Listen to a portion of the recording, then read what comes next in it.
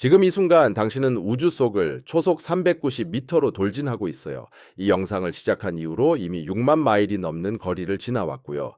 그런데 무서운 사실은 왜 그런지 우리는 아직 모르고 있다는 겁니다. 저 너머에 우리가 볼 수 없는 무언가가 우리 은하 전체를 끌어당기고 있는데 그 원인을 아직 찾아내지 못했어요. 그리고 우리뿐만이 아니에요. 100만 개의 은하들이 모두 같은 신비로운 지점을 향해 끌려가고 있죠. 이 여행이 흥미로우셨다면 좋아요와 구독 버튼 눌러주세요. 자, 이제 어떤 일이 우리를 기다리고 있는지 한번 알아보죠. 평생 한 번도 멈춘 적이 없는 게 바로 우리 삶의 진실입니다. 이건 과학적으로도 확실한 사실이에요. 우리는 우주를 가로지르며 전투기보다 훨씬 빠른 속도로 달리고 있는데 바로 초속 390m로 말이죠. 이게 바로 우리 은하가 우주를 이동하는 속도입니다. 좀 더 감각적으로 말하면 소총에서 쏜 총알이 약 반 마일, 즉 약 800m 정도를 날아가는 속도를 우리가 매 순간마다 거의 800배나 빠르게 움직이고 있다는 겁니다. 눈을 깜박이는 사이에 약 150마일을 이동하는 셈이죠. 이 글을 다 듣는 동안 당신은 이미 200만 미터가 넘는 공간을 가로질렀을 것이고 별다른 느낌도 없이 바람도 흔들림도 움직임에 대한 감각도 전혀 느끼지 못했을 겁니다. 이 놀라운 발견은 70년대 천문학자들이 우주 배경 복사를 연구하면서 이루어졌어요. 우주 배경 복사는 말 그대로 우주의 탄생 직후의 흔적, 즉 창조의 잔광입니다. 거의 4천억 년 전 우주가 태어났을 때 엄청난 폭발과 함께 빛이 퍼져 나왔어요. 그 빛은 지금까지도 계속 우주를 떠돌며 우주가 팽창하면서 늘어지고 식으며 퍼지고 있죠. 오늘날 이 미세한 전파는 우주 곳곳에 희미하게 남아 있습니다. 과학자들은 이 빛이 어느 방향이든 똑같이 보여야 한다고 기대했어요. 왜냐하면 거대한 규모로 볼 때 우주는 균일해야 하니까요.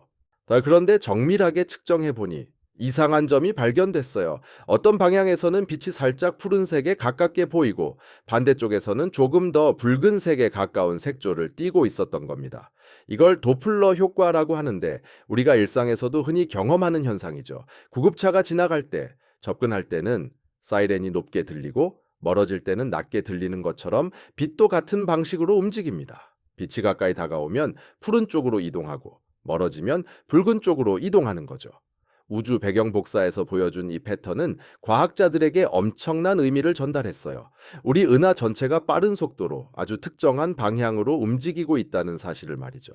처음엔 그저 자연스럽게 느껴졌어요. 우주는 팽창하는 거니까 우리도 그 흐름에 따라 움직이고 있는 것뿐이라고 생각한 거죠. 이걸 허블의 흐름이라고 부릅니다. 이름은 천문학자 에드윈 허블의 이름을 딴 거고요. 확실히 우리 움직임이 우주 팽창의 일부라는 걸 이해했어요. 근처 은하인 안드로메다 은하와의 끌어당김도 일부 설명했죠. 그런데 계산을 해보니 예상과는 달리 이상한 점이 있었어요. 우주 팽창만으로는 우리 속도를 설명할 수 없다는 겁니다. 일부는 맞았어요. 근처 은하들의 중력도 영향을 미치니까요. 하지만 여전히 엄청난 속도의 차이가 남았고 그 방향도 이해할 수 없는 것이었어요. 무언가 더 강력한 힘이 존재한다는 느낌이 들었죠. 우리가 보지 못하는 그리고 엄청난 무게를 갖춘 어떤 존재가 우리 은하 전체를 끌어당기고 있다는 걸 직감했어요. 과학자들은 수치를 다시 계산했고 결과는 항상 같았어요. 우리를 끌어당기는 무언가가 분명히 있다는 것. 하지만 그게 무엇이기에 은하 전체를 움직일 수 있을까? 그 답을 찾는데 수십 년이 걸렸고 결국 그 진실이 드러났을 때는 더 무서운 질문들이 떠올랐어요. 과학자들이 발견한 것을 이해하려면 먼저 그들이 어떻게 찾았는지부터 알아야 합니다. 우주 배경 복사는 단순히 오래된 빛이 아니에요. 존재하는 가장 오래된 빛, 즉 우주 안에서 최초로 자유롭게 이동했던 광자가 바로 그것입니다. 무슨 일이 있었냐면 우주가 태어난 후 처음 몇십만 년 동안은 모든 게 혼돈의 연속이었어요. 우주는 너무 뜨겁고 밀도가 높아서 빛이 어디든 자유롭게 퍼질 수 없었어요. 빛은 마치 순간 폭발하듯이 태어나자마자 바로 입자들과 충돌했고 흡수되거나 흩어지기 일쑤였어요. 그러니까 우주는 마치 짙은 안개 속을 들여다보는 것처럼 보였죠. 그런데 어느 순간 뭔가 변화가 생겼어요. 우주가 팽창하면서 점점 차가워졌고 결국 약 380만 년이 지난 후에는 온도가 내려가면서 원자가 형성되기 시작했어요. 갑자기 입자 사이에 공간이 생기고 빛이 자유롭게 흘러다닐 수 있는 환경이 만들어진 거죠. 바로 그 순간 우주는 투명해졌어요. 그리고 그 이후로 방출된 빛은 계속해서 여행을 계속하고 있어요. 거의 44억 년이 넘는 시간 동안 저 오래된 빛들은 우주라는 광활한 공간을 가로질러 흘러왔고, 공간이 팽창하면서 끊임없이 늘어나고, 뜨겁던 하얀 빛은 점점 눈에 보이지 않는 마이크로파의 속삭임으로 변해해 갔어요. 이 방사선을 처음 발견한 게 56년 전. 그건 천문학 역사상 가장 중요한 발견 중 하나였어요. 우주에는 시작이 있었다는 것, 빅뱅 이론이 맞다는 것, 그리고 우주가 태초의 모습이 어땠는지 한눈에 보여주는 스냅샷을 얻었다는 사실이었죠. 하지만 이 우주 마이크로파 배경에는 또 다른 비밀이 숨어 있었어요. 그 비밀이 완전히 밝혀지기까지는 몇 년이 더 필요했죠. 천문학자들이 이 오래된 빛을 하늘 전체에 그려보니 그들은 완벽한 균일성을 기대했어요. 초기 우주는 온통 부드럽고 온도가 일정했을 것이라고 생각했죠. 그런데 그들은 작은 차이들을 발견했어요. 하늘의 일부는 조금 더 따뜻했고, 이 또 다른 곳은 조금 더 차가웠어요. 이 차이들은 엄청나게 미세해서 100만 분의 1도 안 되는 온도 차이였지만 분명히 존재했고, 그것들이 사실이라는 게 드러났어요. 이 작은 흔들림들은 오늘날 우리가 보고 있는 우주의 모든 구조의 씨앗이 되었어요.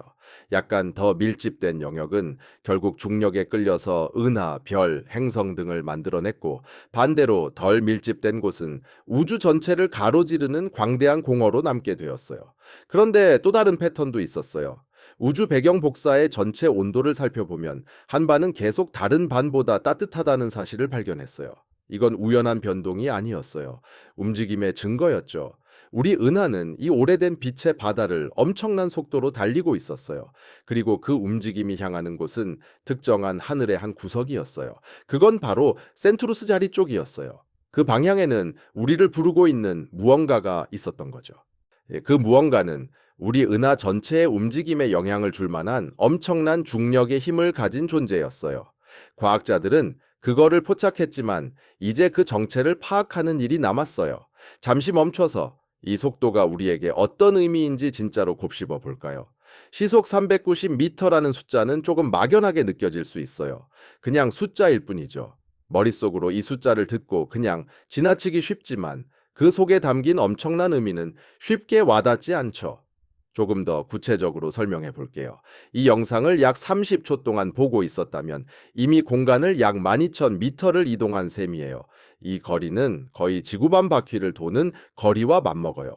이 한 챕터를 다 읽고 나면 13,000km가 넘는 곳을 지나쳤을 거고, 그건 바로 지구와 달 사이의 거리와 비슷한 수준이랍니다. 그런데 아무 느낌도 없었어요. 느낄 수도 없고요. 사실 이게 가장 이상한 점이죠. 제 마지막에 차 안에서 고속도로를 달릴 때를 떠올려 보세요. 시속 70마일이면 엔진의 진동도 느끼고 풍경이 빠르게 지나가는 것도 볼 수 있고 가끔 도로의 충돌감도 느끼죠. 그런데 그보다 500배 더 빠른 속도로 달린다면 어떨까요? 몸이 지 힘에 눌려서 좌석에 붙어 있거나 피부가 늘어나거나 뼈가 쏟아지는 압력에 부서질 것 같겠죠. 하지만 실제로는 아무것도 느껴지지 않아요. 마치 고요한 물 위에 떠 있는 것처럼 아무런 움직임도 감지할 수 없는 상태인 거죠. 그 이유는 바로 움직임은 상대적이기 때문이에요. 주변 모든 것이 같은 속도와 같은 방향으로 움직이고 있다면 그 움직임을 감지하는 게 불가능하죠. 방 안의 공기도 함께 움직이고 있고 발 아래 땅도 함께 움직이고 있으니까요. 우주 전체, 태양계 전체, 은하 전체가 당신과 함께 움직이고 있어요. 당신 입장에서는 완전히 고요하게 멈춰 있는 것처럼 느껴지겠지만 사실은 우주는 계속해서 빠르게 지나가고 있죠. 그런데 여기서 좀 이상한 점이 생기기 시작하는데요. 우리가 우주를 아무렇게나 떠돌아다니는 게 아니란 사실입니다. 특정한 방향으로 끌려가고 있다는 것. 바로 저 멀리 우주 어딘가에 있는 어떤 힘이 우리를 잡아당기고 있고 마치 낚싯줄에 잡힌 물고기처럼 우리를 끌어당기고 있다는 겁니다. 매 초가 지날수록 우리가 그 힘에 더 가까워지는 거예요. 대략 치러 오는 거리로 따지자면 매초 390m씩 가까워지고 매분이면 23만 미터, 매시간이면 140만 마일이 넘게 다가가고 있죠. 오늘 하루가 끝나기 전에 우리 은하를 우주 속 빈 공간으로 끌어당기고 있는 그 미지의 힘에 63만 마일 이상 더 가까워질 거예요. 그런데도 느끼는 게 전혀 없죠. 과학자들은 이 움직임이 정말 사실임을 확인했고 그 방향도 일관되게 유지되고 있다는 것도 증명했어요. 우리가 특정한 우주 공간 쪽으로 가속하고 있다는 사실도 확실히 밝혀졌죠. 그런데 과학자들이 처음에 확신하지 못했던 건 바로 우리가 어떤 곳을 향해 가속하고 있는지 그 구체적인 내용이었어요. 숫자들이 보여준 건 믿기 힘들 만큼 엄청난 무게, 우리가 지금까지 본 적 없던 강한 중력의 끌림, 마치 우주에 존재하는 것들의 규칙을 깨는 것 같은 힘이었어요. 그들이 붙인 이름이 바로 위대한 유인자, 그레이트 어트랙터였는데, 이름만 보면 장난스럽고 순진하게 들릴 수도 있지만 그 뒤에 이어지는 이야기는 전혀 가볍지 않았어요. 과학자들은 불확실성에 익숙하고 그것이 자연스러운 일이라고 생각합니다. 우주는 광대하고 복잡해서 아직 우리가 이해하지 못하는 것들이 계속해서 나타나기 마련이니까요.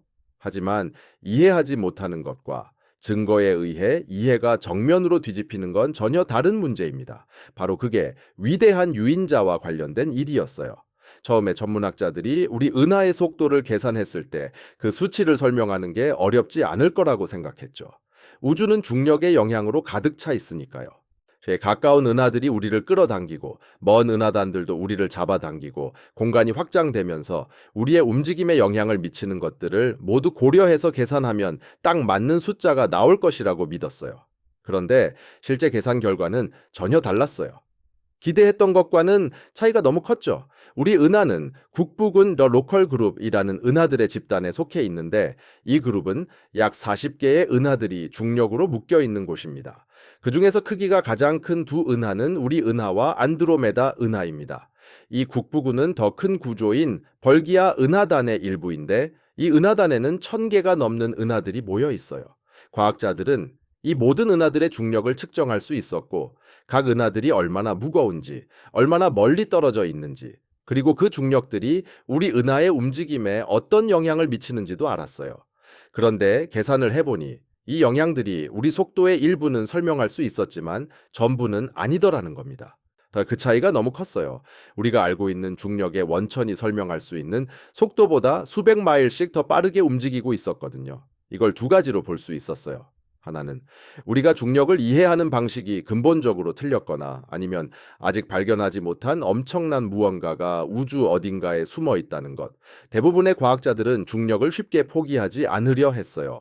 아인슈타인이 제시한 일반 상대성 이론은 수차례 실험을 통해 검증받았고 어떤 실험에서도 실패한 적이 없었거든요.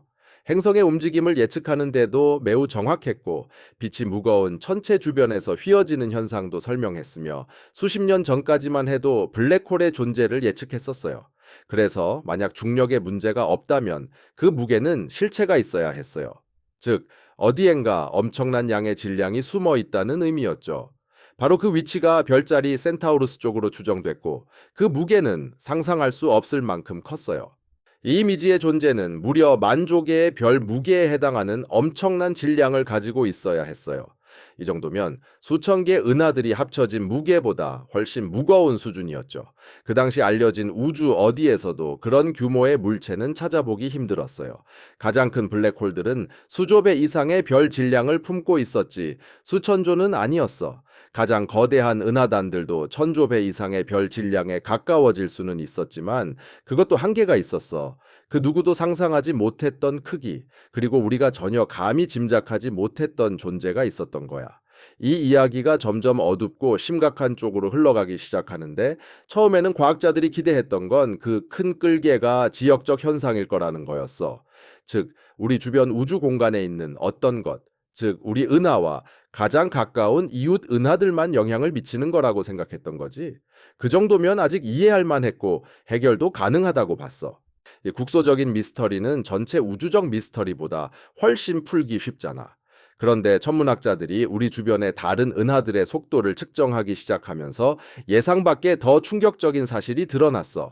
그것은 단지 우리만이 아니었어. 그 큰 끌개 주변의 모든 은하들이 하나의 같은 지점으로 향하고 있다는 거였어. 수십 개의 은하, 아니 수백, 수천, 아니 수만 개의 은하들이 모두 같은 방향으로 움직이고 있었던 거야. 현재 추정으로는 약 100만 개의 은하들이 그 끌개 쪽으로 끌려가고 있는 상황이었고 이 은하들은 5억 광년이 넘는 거대한 공간을 가로지르고 있었어. 그리고 그 속에는 우리 은하와 같은 나선 은하, 거대한 타원 은하, 외소 은하, 그리고 그 사이 어디쯤에 위치한 모든 종류의 은하들이 섞여 있었지. 나이도, 성분도, 역사도 모두 달랐지만 모두가 한 방향으로 움직이고 있었고 하나의 보이지 않는 공간의 점을 향해 끌려가고 있었던 거야. 이 규모를 잠시 상상해 보면 정말 엄청나잖아. 이 하나의 은해는 수백억 개의 별이 들어있고 그 별들 각각은 행성, 위성, 소행성, 혜성 등을 품고 있어. 한 은에 모인 물질의 총량은 정말 이해하기 어려울 만큼 방대하지. 거기에 그 수만 배인 100만 개의 은하의 물질이 모두 하나의 중력권이 이끄는 힘에 의해 끌려가고 있다는 사실이야. 그 큰 끌개는 관측 가능한 우주 전체의 상당 부분에 영향을 미칠 수 있을 만큼 강력한 힘을 가지고 있다는 의미지. 이로 인해 대부분의 명백한 설명들은 배제되었어. 예를 들어 가장 큰 블랙홀 하나가 이 효과를 만들어낼 수 없고 존재하는 가장 강력한 어둠의 물질 헤일로도 충분하지 않으며 은하 집단이 숨어 있어도 숫자가 맞지 않는 거야. 과학자들은 이제 좀 더 이국적이고 신비로운 가능성들을 고려하게 됐어. 아마 큰 끌개는 하나의 단일 대상이 아니었을지도 몰라. 훨씬 더 복잡한 구조, 수백만 광년을 가로지르는 어떤 형태의 거대한 구조였을 수도 있다는 거지. 그런데 문제는 커다란 장애물이 있었어. 매번 우주 망원경을 그쪽으로 겨냥할 때마다 그 시야를 가로막는 벽 같은 게 있다는 거야, 정말로. 어떤 것 때문에 그 방향을 볼 수 없었고 우리가 보지 못하는 그 너머의 세계를 숨기고 있는 것처럼 느껴졌어. 우주는 가장 큰 미스터리 하나를 우주적 장막 뒤에 숨기고 있는 것 같았고 수십 년 동안 과학자들은 그 비밀의 문을 열 방법을 찾지 못했지. 이쯤에서 우리가 먼저 이야기를 나눠야 할 게 있는데 바로 중력 이야기를 해야 해. 왜냐하면 이 우주에서 큰 끌개가 하는 일을 가능하게 하는 유일한 힘이 바로 중력이기 때문이야. 아마 여러분은 중력을 어느 정도 이해한다고 생각할 수도 있는데 그건 사실은 조금 오해일 수 있어. 흔히 생각하는 것처럼 중력은 땅에 발을 붙여주고 사과가 나무에서 떨어지게 하며 달이 지구 주변을 돌게 하는 힘이야, 맞지? 그런데 사실은 그렇지 않아. 중력은 자연에서 가장 신비로운 힘 중 하나야. 우리가 그 역할을 아주 정밀하게 설명할 수는 있지만 정작 그게 무엇인지, 어떻게 작용하는 건지에 대한 근본적인 이해는 아직 부족한 상태야. 우리가 확실히 아는 건 모든 질량을 가진 물체는 중력을 만들어낸다는 거야. 질량이 클수록 그 물체의 끌어당김 힘도 강해지고 그리고 중력은 무한히 퍼져 있다는 점도 명확하지. 다른 힘들은 거리와 함께 힘이 약해지거나 사라지기도 하는데 중력은 끝없이 계속돼. 거리가 멀어질수록 약해지긴 하지만 완전히 사라지지는 않지. 이게 의미하는 건 우주 내 모든 물체는 서로 중력으로 연결되어 있다는 사실이야. 그게 바로 우주 전체를 끌어당기며 일어나고 있는 현상들의 근본 원리인 거지. 지금 이 말을 듣고 있는 순간에도 먼 별들의 중력과 수십억 광년 떨어진 은하, 그리고 우주 구조물들의 미세한 끌림이 우리를 잡아당기고 있다는 사실을 느낄 수 있습니다. 이 힘은 상상할 수 없을 만큼 약해서 우리가 느끼거나 측정하기도 어려운 수준이지만 분명 존재하는 것이죠. 하지만 은하의 규모로 커지면 이 중력은 우주를 만들어가는 가장 강력한 힘이 돼버립니다. 은하들은 그냥 우주 속을 무작정 떠돌지 않아요. 그들은 우주의 중력선을 따라 움직이며 높은 밀도를 향해 물이 흘러내리듯 자연스럽게 흐릅니다. 우주를 마치 큰 고무판처럼 생각하면 이해하기 쉬운데 질량이 있는 어떤 물체든 이 판에 오목함을 만들어냅니다. 작은 물체는 작은 움푹 들어감, 거대한 물체는 깊은 구멍을 만들죠. 그리고 이 판 위의 모든 것이 자연스럽게 가장 깊은 곳으로 흘러가게 됩니다. 그 깊은 구멍이 바로 우리가 사는 우주 공간의 가장 중심, 큰 유인자라고 불리는 곳입니다. 이곳은 엄청난 중력의 함정으로 수백만 광년 거리 안의 모든 것을 끌어당기죠. 그런데 여기서 정말 무서운 사실이 드러납니다. 중력은 단순히 끌어당기기만 하는 게 아니에요. 중력장은 그 힘의 원천이 되는 물질, 즉 질량에 대한 정보를 우리에게 알려주는 역할도 합니다. 그래서 과학자들은 큰 유인자가 주변 은하들을 얼마나 강하게 끌어당기고 있는지 측정하면서 그 안에 얼마나 많은 질량이 들어있는지 계산할 수 있었어요. 그 답은 10경이 넘는 별들의 질량, 즉 10경이 넘는 태양 질량이었죠. 이건 우리 은하 수만 개가 모여도 넘치는 규모입니다. 한 곳에 이 정도 질량이 모여 있다니 상상하기 어려울 정도죠. 이렇게 거대한 질량이라면 분명 눈에 띄어야 하고 수조 개의 별빛이 쏟아지는 광채를 발해야 하며 밤하늘을 지배하는 존재여야 하는데 정작 관측을 해보니 아무것도 보이지 않더라는 겁니다. 이 아큰 유인자는 눈에 보이지 않는 거대한 존재였던 셈이죠. 그리고 이게 바로 이 미스터리를 더 이상하게 만드는 이유가 됩니다. 왜냐하면 이 존재가 보이지 않는 이유는 단순한 은하의 어둠 때문이 아니기 때문이죠. 마치 짙은 안개 속에 있는 산맥을 찾으려는 것과 비슷합니다. 산이 있다는 건 알겠고 그 산에서 불어오는 바람도 느껴지지만 아무리 눈을 크게 떠도 안개 때문에 제대로 볼 수 없는 것처럼 말이에요. 바로 이게 천문학자들이 큰 유인자를 관측하려고 할 때 겪은 문제입니다. 우리 은하, 즉 밀키웨이는 대략 100만 광년 정도 크기의 나선형 구조를 가지고 있는데 그 4천억 개 별의 대부분은 평평한 평면에 몰려 있어요. 이 평면에는 밤하늘에 길게 늘어선 빛나는 띠, 즉 우리가 흔히 보는 별무리의 띠가 형성되어 있죠. 그리고 그 평면에는 엄청난 양의 성간먼지와 가스가 쌓여 있는데 이들이 바로 새 별을 태어내는 원료입니다. 그런데 이 먼지와 가스가 문제를 일으킵니다.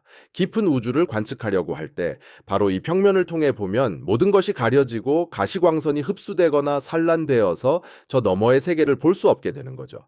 이 마치 물에 살짝 흐린 유리창을 통해 밖을 내다보는 것과 비슷합니다. 이 영역을 천문학자들은 회피 구역, 즉 피해야 할 구역이라고 부르는데 하늘을 한 바퀴 돌아서 대략 20도 정도의 폭으로 이 구역이 형성되어 있어요. 이 구역에서는 정상적인 망원경으로도 우리 은하 이외의 우주를 볼 수 없고 전체 우주의 약 10% 정도를 가려버립니다. 그리고 흥미로운 점은 바로 그 큰 유인자가 바로 이 회피 구역의 한가운데 거의 정중앙에 위치한다는 사실입니다. 처음엔 이게 정말 우주의 불운일까 싶었어요. 우주 어디든 있던 큰 유인자가 유독 우리 눈앞에 가려져서 보이지 않게 된 것 같았거든요. 일부 과학자들은 이게 우연일까 하는 의심도 했습니다. 아니, 이 먼지와 가스는 어디서 왔을까? 혹시 우리가 모르는 우주에 어떤 큰 구조와 연관이 있는 건 아닐까라는 생각이 들었죠. 하지만 결국 이건 우연이었습니다. 우리 은하가 우주 속에서 어느 방향에 위치하느냐가 그 큰 구조물들과 직접적으로 연결된 게 아니었어요. 우리가 지금 있는 자리, 바로 이 위치는 우주의 가장 거대한 구조물들이 가려지는 위치에 딱 걸린 것뿐이었죠. 수십 년 동안 이 장애물은 우리가 우주를 제대로 이해하는 데 있어서 넘기 힘든 벽이었어요. 천문학자들은 거대한 끌어당김자, 즉 그레이트 애트랙터의 중력 효과를 매우 정밀하게 측정할 수 있었어요. 그 방향도 어느 정도 짐작했고 대략적인 거리와 질량도 계산할 수 있었죠. 하지만 그것을 실제로 눈으로 보는 건 불가능했어요. 마치 숨겨진 보물이 어디에 묻혀 있는지 알고 있는데 정작 발굴하지 못하는 것과 같았어요. 그레이트 애트랙터는 마치 중력의 유령처럼 느껴지긴 하지만 결코 볼 수 없던 존재였어요. 그러다가 과학자들이 안개 속을 뚫는 방법을 찾기 전까지는 말이죠. 우리가 사실 무엇이 우리의 시야를 가로막고 있는지 조금 더 이야기해 볼게요. 왜냐하면 중요한 건 바로 그 세부 사항이니까요. 우리가 흔히 생각하는 우주 공간은 사실 텅 비어 있지 않아요. 수많은 가느다란 기체와 미세먼지 같은 먼지 입자들이 별들 사이에 광활한 거리 곳곳에 흩어져 있거든요. 대부분의 공간에서는 이 물질들이 너무 희박해서 별로 신경 쓸 일이 없어요. 예를 들어 한 입 크기의 우주 공간에 몇 개의 원자밖에 없을 수도 있거든요. 그런데 수백 또는 수천 광년에 걸쳐 이 물질들을 들여다보면 작은 밀도라도 쌓이면 꽤 영향이 커지게 돼 있어요. 특히 먼지 입자들이 더 곤란을 일으켜요. 이들은 보통 미크론보다 훨씬 작은데 인간 머리카락보다 약 100배 가는 얇이거든요. 각 개별 입자는 거의 보이지 않을 정도로 작아요. 그런데 이 트릴리언, 즉 조 단위의 먼지들이 수천 광년에 퍼져 있으면 결국 가시광선을 차단하는 효과를 만들어내게 돼요. 마치 아주 연한 안개를 보는 것과 같죠. 어떤 한 방울의 물방울은 눈에 보이지 않지만 수백, 수천 개가 모이면 앞이 거의 보이지 않게 됩니다. 이와 달리 우주 공간의 가스는 또 다른 문제를 일으켜요. 특정 파장대에서 빛을 흡수하는 성질이 있어서 멀리 있는 천체의 스펙트럼에는 어두운 선들이 생기게 되죠. 그리고 파란 빛은 빨간 빛보다 더 많이 산란시키는 성질이 있어서 멀리 있는 천체는 실제보다 더 붉게 보이기도 해요. 천문학자들은 이를 우주먼지에 의한 재색 현상이라고 부르는데요. 이 현상이 천체를 더 희미하고 멀리 있는 것처럼 보이게 만든답니다. 우리 은하의 평면, 즉 은하수의 중심 부근은 이 먼지들이 가장 많이 모여 있는 곳이라서 이 두 효과가 동시에 작용하며 거의 통과할 수 없는 장벽처럼 느껴지게 만들어요. 그러다 보니 원래는 잘 보여야 할 별들은 보이지 않고 밝아야 할 은하들은 희미하게 사라지며 우주 전체가 까만 배경으로 사라지는 것처럼 보이죠. 이 회피 구역, 즉 존 오브 어드벤트라는 이름이 붙은 이 구역은 초기 천문학자들이 이 부근에 은하들이 별로 보이지 않는 걸 보고 붙인 이름이에요. 사실 은하들은 피하거나 도망가는 게 아니라 그냥 먼지 뒤에 숨어 있는 것뿐이었어요. 그런데 이게 그레이트 애트랙터를 찾는 데 있어서 꽤 골치 아픈 문제를 만들어냈어요. 우리가 그곳에 엄청난 질량이 있다는 걸 알고 있었고, 그게 우리와 수천 개 은하를 끌어당기고 있다는 것도 알았어요. 그리고 그 성질도 어느 정도 계산할 수 있었지만 정작 눈으로 그 존재를 확실히 확인하지는 못했던 거죠. 몇몇 천문학자들은 혹시 내가 틀린 게 아닐까 하는 걱정을 하기도 했어요. 그게 정말 존재하는 대상인가? 아니면 측정 과정이나 가정이 잘못된 것일지도 모른다라고 생각했던 거죠. 직접 눈으로 확인하지 못하는 이상 확실한 증거는 없었어요. 그래서 이 미스터리를 해결하려면 새로운 기술이 필요했고 새로운 방식으로 보는 것이 필요했어요. 다행히도 우주는 우리가 보는 것 외에도 여러 가지 빛을 내뿜고 있거든요. 우리가 보는 가시광선은 전체 전자기파 스펙트럼의 아주 작은 조각에 불과해요. 우리의 눈은 이 범위만 볼 수 있도록 진화했어요. 왜냐하면 지구의 대기를 통과하는데 가장 적합한 빛이기 때문이죠. 그런데 우주는 가시광선 외에도 다양한 방사선들을 품고 있는데 예를 들어 라디오파, 저고해선, X선, 감마선 같은 것들이 있어요. 이들 각각은 우주에 대한 다른 정보를 제공하는데요. 특히 중요한 점은 이 방사선들이 가시광선보다 더 멀리 먼지와 가스 속을 쉽게 통과할 수 있다는 겁니다. 그 중에서도 라디오파는 정말 뛰어나요. 긴 파장 덕분에 먼지 입자들을 거의 신경 쓰지 않고 통과할 수 있거든요. 그래서 라디오 망원경 하나만 있으면 은하수의 평면을 마치 먼지가 없는 것처럼 뚫고 들어갈 수 있어요. 저구해선도 유용하지만 라디오파만큼 강력하진 않죠. 이렇게 우주를 새롭게 들여다볼 수 있는 다양한 방법들이 존재하는 거예요. 길고 짙은 저고해선 파장은 우주의 먼지들을 대부분 뚫고 지나가서 우리가 육안으로는 볼 수 없는 것들을 드러내줍니다. 짧은 저고에선 파장 역시 일부는 차단되긴 하지만 부분적으로라도 통과하는 것만으로도 전혀 못 보는 것보다 훨씬 유용했어요. 1980년대부터 천문학자들은 이 새로운 기술을 활용해서 회피 구역이라 불리는 곳을 체계적으로 탐사하기 시작했어요. 처음으로 우리 은하의 먼지 장막 너머에 무엇이 숨어 있을지 엿볼 수 있었죠. 그 결과는 정말 놀라웠어요. 전파 조사 덕분에 우리가 이전에는 전혀 알지 못했던 수천 개의 은하들이 은하수 뒤에 숨어 있다는 사실이 드러났고, 적외선 관측을 통해서는 광학 망원경으로는 전혀 보이지 않았던 거대한 은하단들이 밝혀졌어요. 회피 구역은 우주의 다른 곳들과 마찬가지로 엄청나게 많은 우주 구조물들이 밀집해 있었던 거죠. 그리고 거대한 끌림 방향에서는 정말 흥미로운 발견이 있었어요. 예상과 달리 그곳에는 거대한 천체 하나도 없었어요. 거대한 블랙홀이나 쓸쓸한 외소 은하도 없었고 대신에 커다란 커튼 뒤에 숨은 우주의 작은 이웃들이 있었어요. 수천 개의 은하들이 좁은 공간에 모여 있었고 모두 우리가 이전에는 전혀 볼 수 없었던 거대한 구조물의 일부였어요. 그 거대한 끌림이 감춰진 이유는 작거나 희미해서가 아니었어요. 우리 은하의 먼지들이 가리고 있었던 거였죠. 마침내 장막이 걷히자 과학자들은 거대한 끌림에 대해 완전히 잘못 생각하고 있었다는 걸 깨달았어요. 그것은 하나의 대상이 아니었고 우리가 손가락으로 가리킬 수 있는 어떤 것도 아니었어요. 거대한 끌림은 훨씬 더 크고 복잡하며 우주를 이해하는 데 있어서 훨씬 더 중요한 것이라는 사실이 드러난 거죠. 우리가 결국 회피구역을 뚫고 들어갔을 때 기대했던 해답 대신 새로운 질문들이 쏟아졌어요. 그 주변 지역은 은하들이 가득 차 있었어요. 단순히 먼지에 가려서 숨은 몇 개가 아니라 수천 개의 은하들이 촘촘히 모여 있어서 근처 우주에서 볼 수 있는 어떤 것과도 견줄 만한 밀도를 자랑했어요. 가장 먼저 발견된 큰 구조물은 노르마 은하단이었어요. 이 은하단은 약 2억 2천만 광년 떨어진 곳에 위치하고 있는데 거대한 끌림이 예상되던 방향과 거의 일치하는 곳이었어요. 수백 개의 은하들이 모여 있고 그 중에는 은하수보다 훨씬 큰 타원 은하들도 있었어요. 잠시 동안 과학자들은 이것이 답일지도 모른다고 생각했어요. 노르마 은하단이 바로 거대한 끌림의 원인일지도 모른다고 말이죠. 그 은하들이 모여 있어서 충분한 질량이 있으면 그 강력한 중력의 원천이 될 수 있다고 믿었던 거예요. 그런데 계산은 맞지 않았어요. 노르마 은하단이 엄청난 질량을 갖고 있긴 하지만 거대한 끌림이 필요로 하는 10조 10경, 배에 달하는 별의 질량에는 한참 못 미쳤어요. 그 정도 중력을 만들어내려면 노르마 은하단 수십 개가 쌓여 있어야 했어요. 더 조사하다 보니 또 다른 구조물들이 계속 드러났어요. 노르마 은하단만이 아니었어요. 주변엔 다른 은하단들이 또 다른 거대한 구조물들이 있었고 모두 같은 공간 안에 밀집해 있었어요. 과학자들은 거대한 끌림이 하나의 대상이나 한 개의 은하단이 아니라는 걸 점점 확신하게 되었어요. 오히려 수십억 년 동안 질량이 모여서 형성된 거대한 우주 영역이었고 그 안에 있는 모든 것들이 자연스럽게 그곳으로 끌려가는 거였어요. 이건 우주 구조를 바라보는 사고방식을 완전히 바꾸는 일이었어요.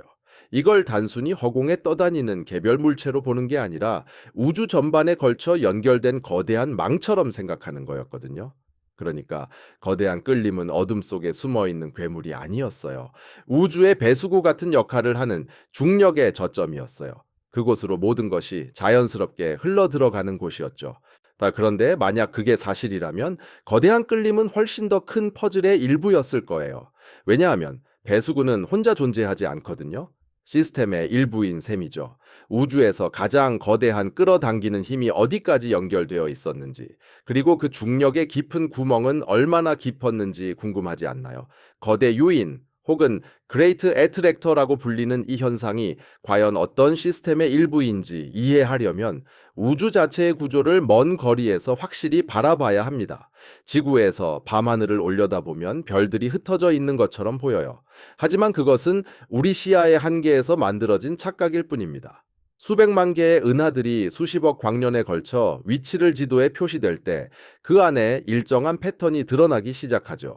우주는 결코 무작위가 아니에요. 오히려 구조를 갖추고 있는데 이를 과학자들은 우주적 그물이라고 부릅니다. 거대한 실타래와 벽, 그리고 노드들이 엉켜 있는 이 네트워크는 은하들이 실타래를 따라 몰려있고 그 사이사이에는 광대한 빈 공간이 존재하는 거죠. 만약 우리가 이 우주의 모든 것을 한 번에 볼 수 있다면 거의 생물학적 구조처럼 보일 거예요. 신경세포들이 축삭돌기를 따라 연결된 것 같거나 거품 목욕에서 퍼지는 거품처럼 또는 생명의 구조를 닮은 것처럼 보일지도 모릅니다. 이 웹이 우연히 만들어진 게 아니란 사실은 명확해요. 그것은 초기 우주를 지배했던 물리 법칙의 직접적인 결과입니다. 우주가 아직 어렸을 때 물질은 거의 균일하게 분포되어 있었어요. 물론 완벽한 균일은 아니었죠. 아주 작은 변동들이 있었는데 어떤 곳은 평균보다 약간 더 농축되어 있고 어떤 곳은 조금 덜 농축되어 있었어요. 이 미세한 변동들은 양자적 원인에서 비롯된 무작위적인 변동들이었는데 우주의 급격한 팽창으로 인해 우주적 규모로 확대되면서 더욱 커졌습니다. 시간이 흐르면서 중력이 이 작은 변동들에 작용하기 시작했어요. 더 농축된 지역은 중력이 더 강하게 작용해서 주변의 물질을 끌어들이기 시작했고 덜 농축된 곳은 주변의 물질을 잃게 되었죠. 수십억 년에 걸친 이 과정은 처음에 작은 차이들을 점점 더 극적인 구조로 만들어냈어요. 밀집된 곳은 더 밀집되고 빈 곳은 더 텅 비게 되었죠. 물질은 실타래와 벽을 따라 모여들었고 거대한 빈 공간들이 그 사이를 가득 채웠어요. 오늘날 우리가 보는 은하들은 우연히 생겨난 게 아니에요. 이들은 우주적 그물의 실타래를 따라 형성된 것이고 물질이 집중된 곳에 자리 잡은 것이죠. 그리고 이 실타래의 교차점, 즉 교차점마다 은하들이 모여서 더 큰 구조인 최운하단 슈퍼클러스터 이 형성된 겁니다. 거대 유인 또는 거대한 끌어당김의 핵심인 그레이트 애트랙터는 이 구조와 별개가 아니에요. 바로 이 구조의 일부인 것이죠. 수십억 년 동안 실타래가 모여서 만들어낸 밀집된 노드에 위치한 한 점, 그것이 바로 거대 유인입니다.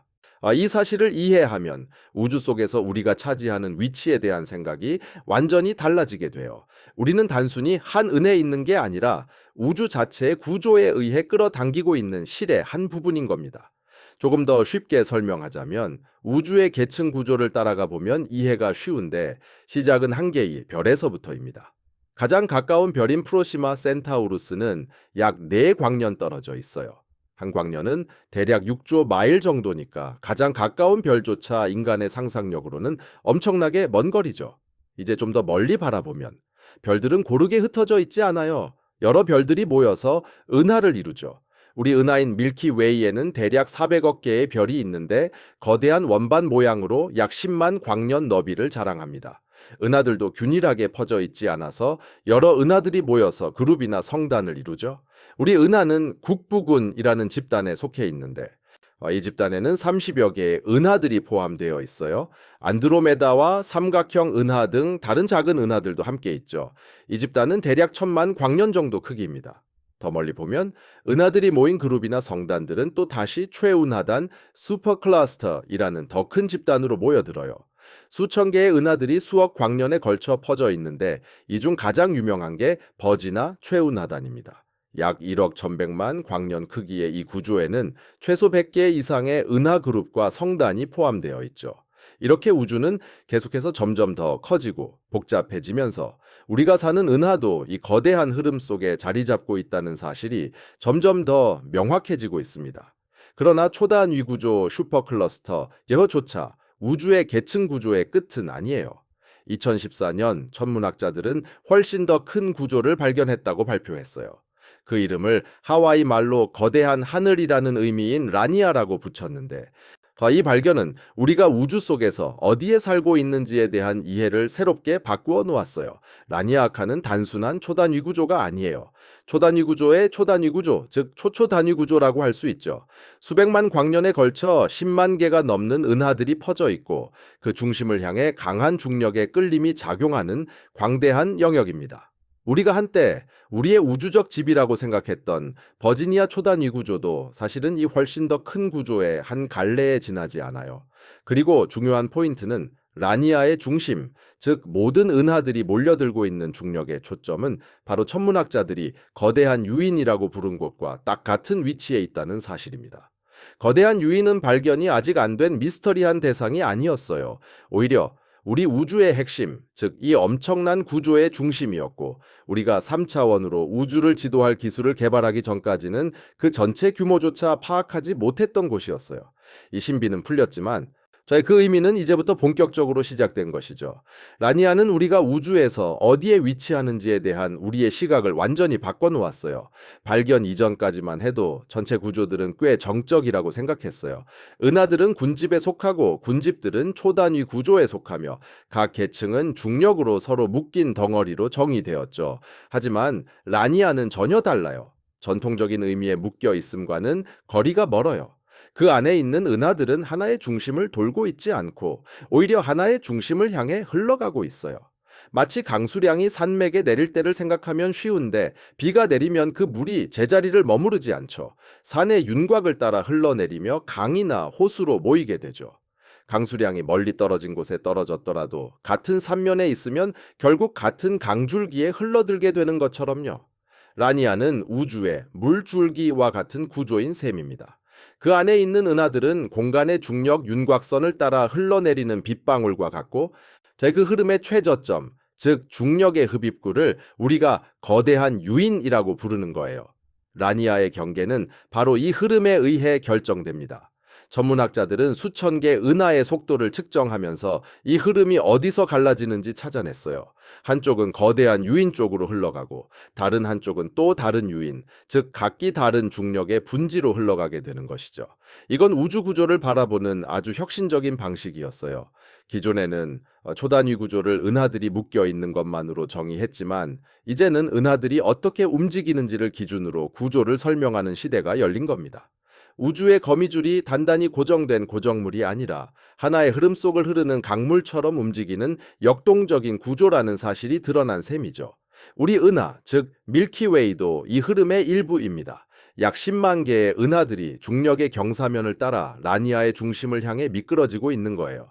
수십억 년 동안 떨어지고 또 떨어지며 앞으로도 수십억 년 더 떨어질 예정이죠.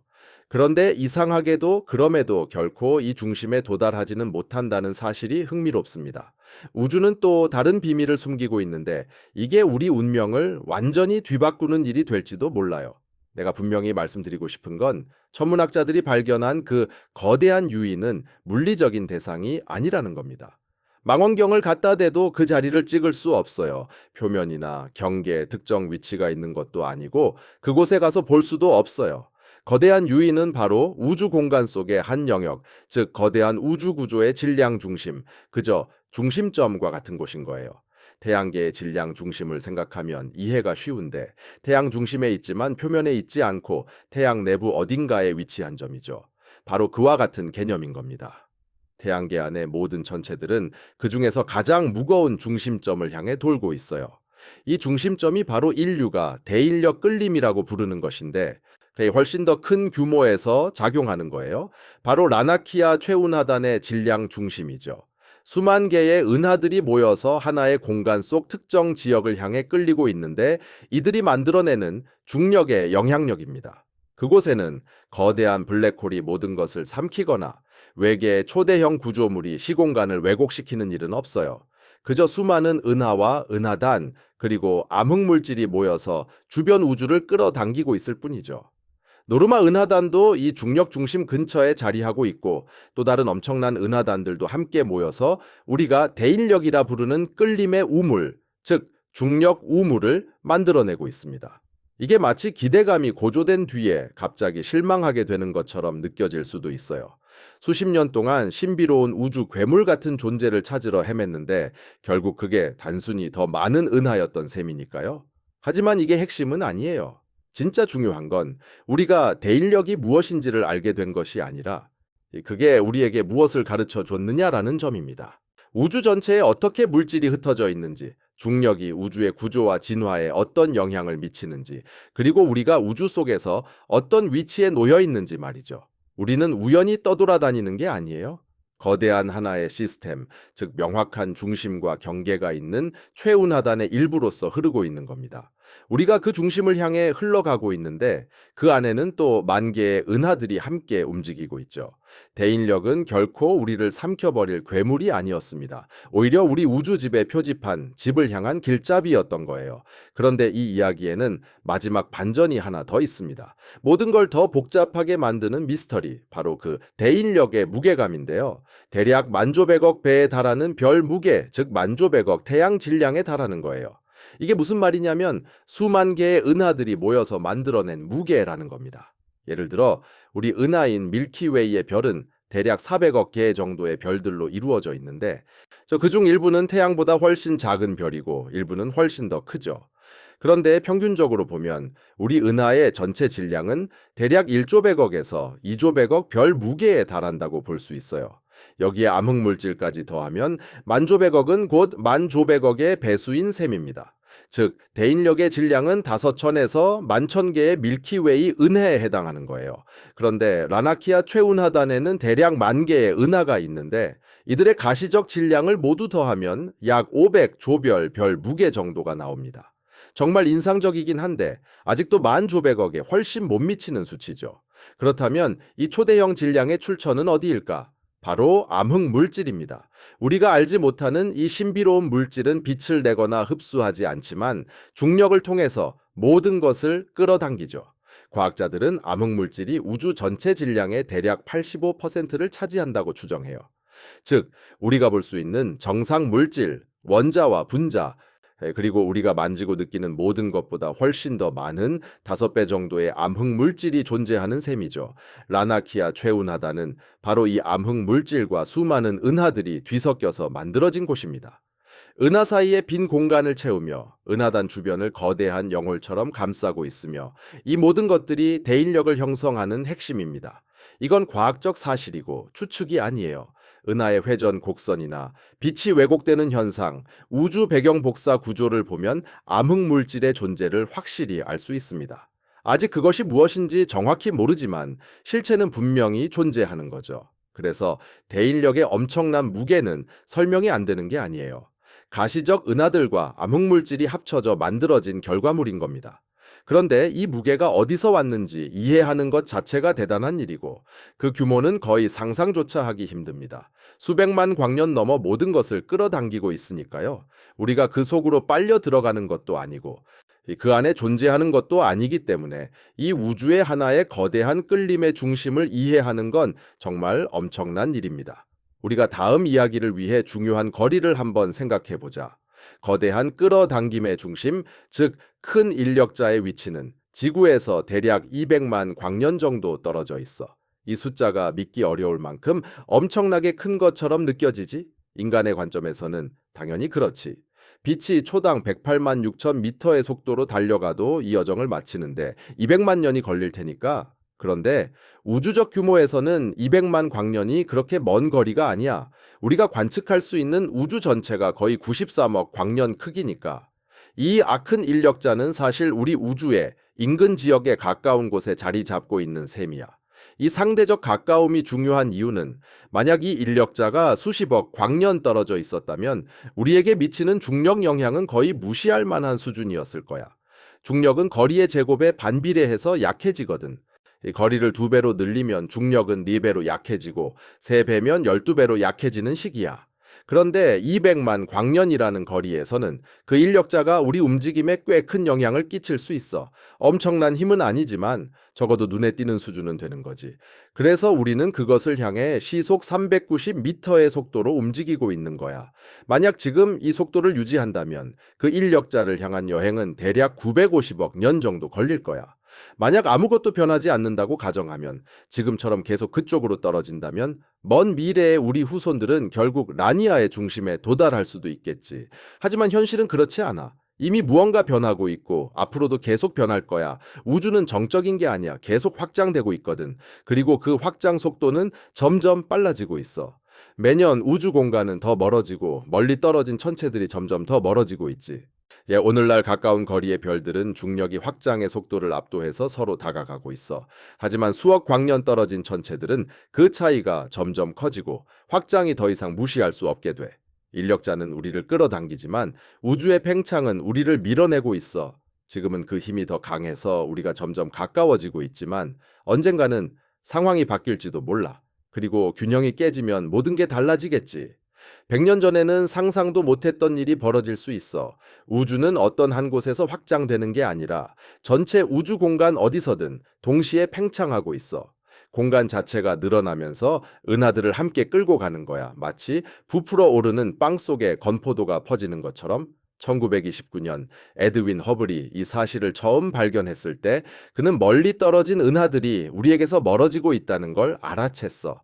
은하가 멀리 있을수록 더 빠르게 멀어지는 것처럼 보였고 그 이유는 우리가 우주의 중심에 있기 때문이 아니라 공간 자체가 팽창하고 있기 때문이야.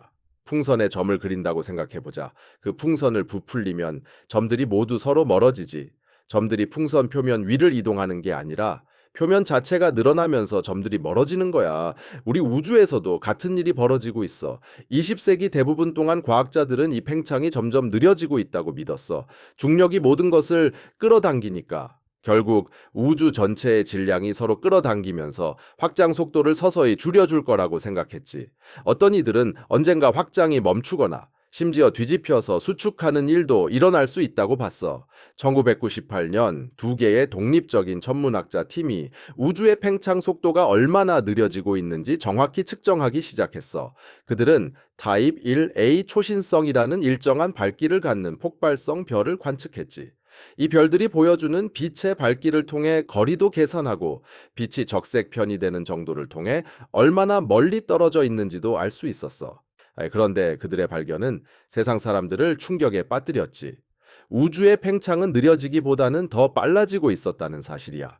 우주는 가속적으로 팽창하고 있던 거야. 어떤 힘이 우주를 끌어당기는 힘을 넘어 공간 자체를 점점 더 빠르게 확장시키고 있었다. 과학자들은 이 신비한 힘을 암흑에너지라고 이름 붙였지만 정작 그 정체는 알지 못한다. 이 힘은 현재 우리가 알고 있는 어떤 물리학 이론에도 잘 맞지 않는 미지의 존재다. 우주의 전체 구성에서 무려 68%를 차지하고 있지만 우리는 이것을 직접 감지하거나 어디서 왔는지 설명하거나 앞으로 어떻게 될지 예측하지 못한다.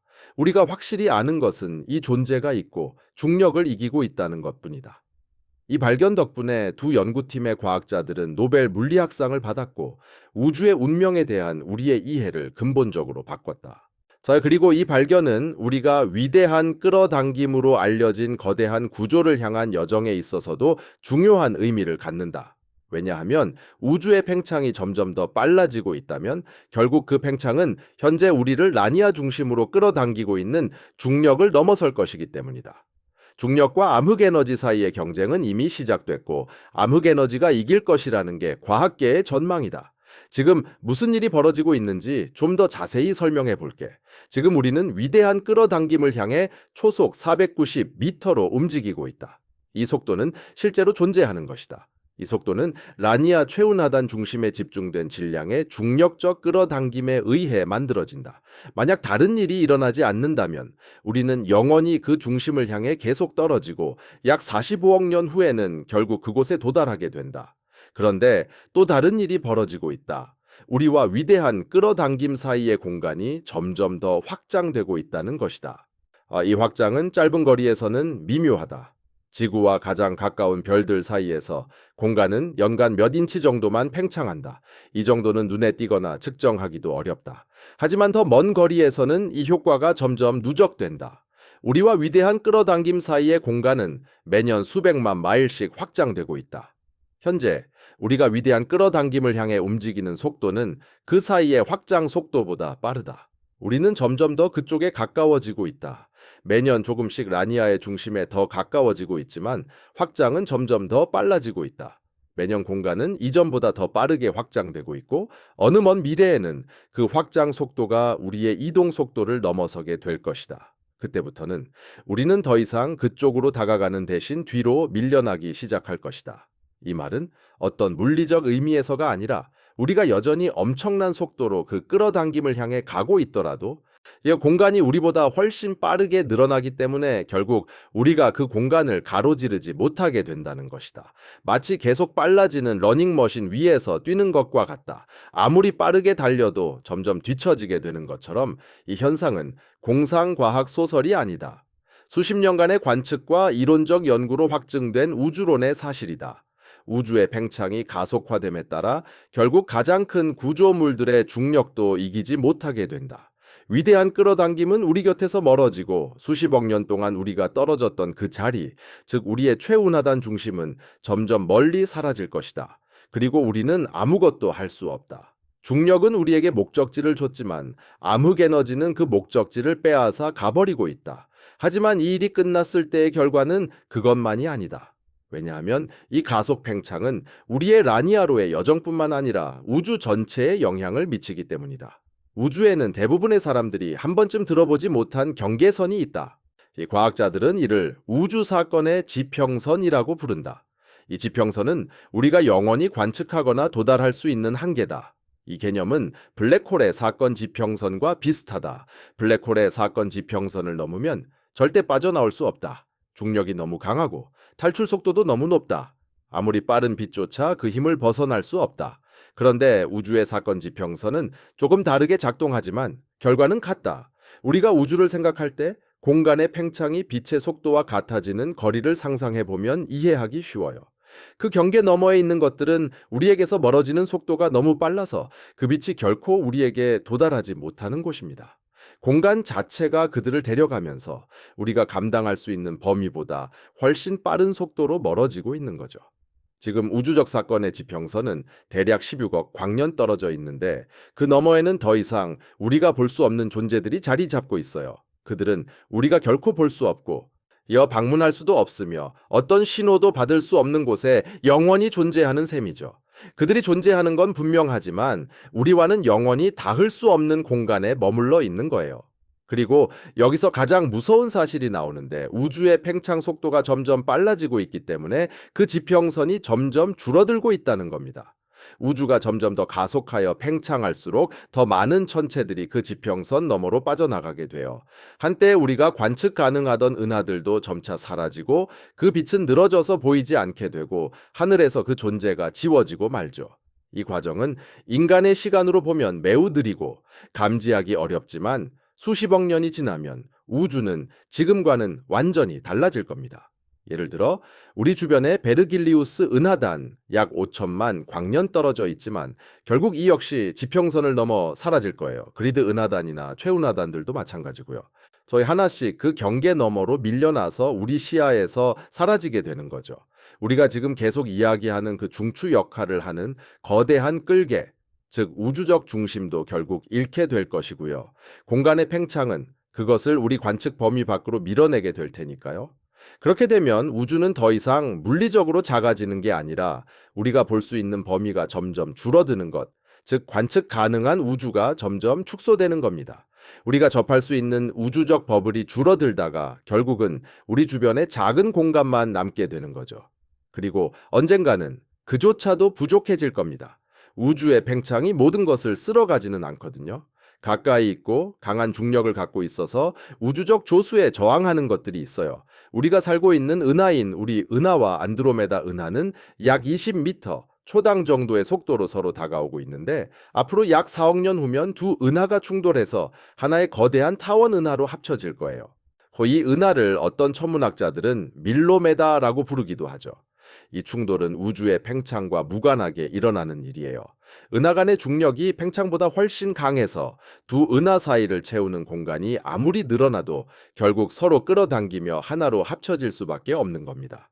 이와 같은 원리로 우리 태양계가 속한 주변 은하들도 결국에는 하나로 묶이게 될 거예요.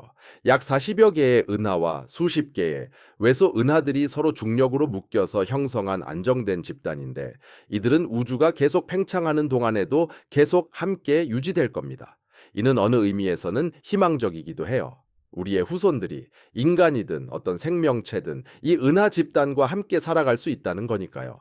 서로 떨어지지 않고 강하게 묶여 있기 때문에 우주가 멀어지더라도 우리가 만나는 이 공동체는 계속 유지될 겁니다. 그러나 그게 전부예요.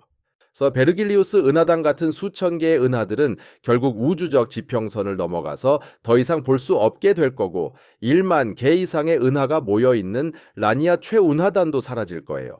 우주의 광대한 구조물인 우주적 거미줄도 결국은 사라지고 우리가 보는 밤하늘에는 오직 우리 주변에 작은 은하만 남게 될 겁니다.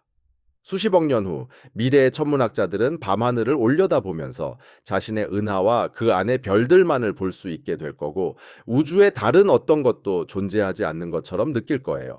그들은 우주가 태초부터 존재했던 무한한 구조물 같은 것이 아니라고 생각할지도 모르겠어요. 별들이 가득한 자신들의 은하만이 우주의 전부라고 믿게 될 수도 있고요. 실질적으로 보면 그들이 옳았던 셈이야. 왜냐하면 앞으로 영원히 손댈 수 없는 것들이 있기 때문에 언젠가 100억 년쯤 지나면 하늘이 어떻게 보일지 상상해봐. 익숙했던 별자리들은 이미 사라졌을 거야. 오리온 자리나 큰곰 자리처럼 우리가 알고 있던 별들은 수십억 년 전에 연료를 다 써버렸지. 그 자리에 남은 건 부드러운 빛의 흐름, 수백억 개의 별이 합쳐진 은하, 밀크다, 은하의 빛이 섞여서 만들어낸 은은한 광채뿐이야. 하지만 그 빛 너머에는 더 이상 아무것도 없어. 완전한 어둠, 아무리 먼 곳에서도 빛의 흔적이 느껴지지 않는 절대적 암흑이 펼쳐져 있지. 다른 은하의 희미한 흔적이나 우주 배경 복사 같은 것도 찾아볼 수 없고 그저 무한히 펼쳐진 검은 공허만이 기다리고 있을 뿐이야. 이게 잠시 동안의 상태가 아니야. 영구적인 것이지. 미래의 관측자들이 아무리 오랜 시간을 기다린다 해도 우주 저편에서 새로 오는 빛은 더 이상 없을 거야. 그들이 알 수 있는 정보는 이미 사라졌지. 다른 은에 대해 말해줄 수 있었던 광자는 우주 팽창의 끈질긴 힘에 의해 무한한 파장으로 늘어나서 결국 빛이 되어 사라졌거든. 미래의 과학자들은 우주의 팽창을 다른 방법으로 알게 될지도 몰라. 별들이 서서히 멀어지고 있다는 사실을 감지하거나 시공간의 미묘한 변화들을 발견할 수도 있지.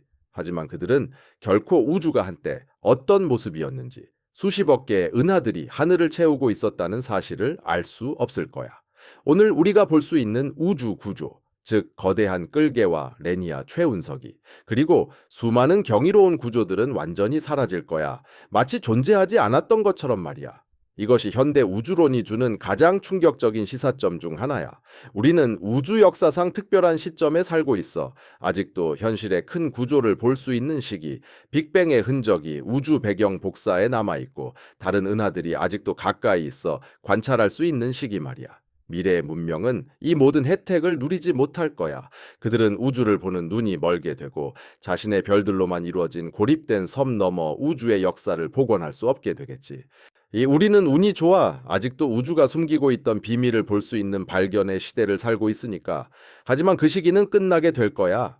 다시 시작점으로 돌아가서 생각해 보자. 지금 이 순간 네가 어디에 있든 우주를 향해 초속 390m로 돌진하고 있다는 사실. 너는 결코 도달할 수 없는 중력 중심을 향해 가고 있는 거야. 그 큰 끌개는 우리를 삼키지 않을 거야. 위협이 아니야. 지구를 파괴하거나 태양계에 문제를 일으키거나 인류 문명을 위협하지 않을 거야. 우주 팽창이 너무나 광범위해서 우리 종이 이 우주의 구석이 얼마나 멀리 있고 그 변화가 우리에게 미치는 영향이 얼마나 오래 걸릴지 상상도 못할 정도야. 하지만 그게 중요한 건 아니야. 그 끌개를 이해하는 것 자체가 우리에게 중요한 의미를 갖거든. 우리가 무작위로 텅 빈 공간에 떠 있는 게 아니야. 우주적 구조 속에 자리 잡고 있으며 별들이 모여 흐르는 거대한 강물 같은 우주 흐름의 일부인 거지. 우리의 공간 이동은 아무렇게나 되는 게 아니야. 방향이 있고 목적이 있으며 중력의 논리가 작용하고 있어.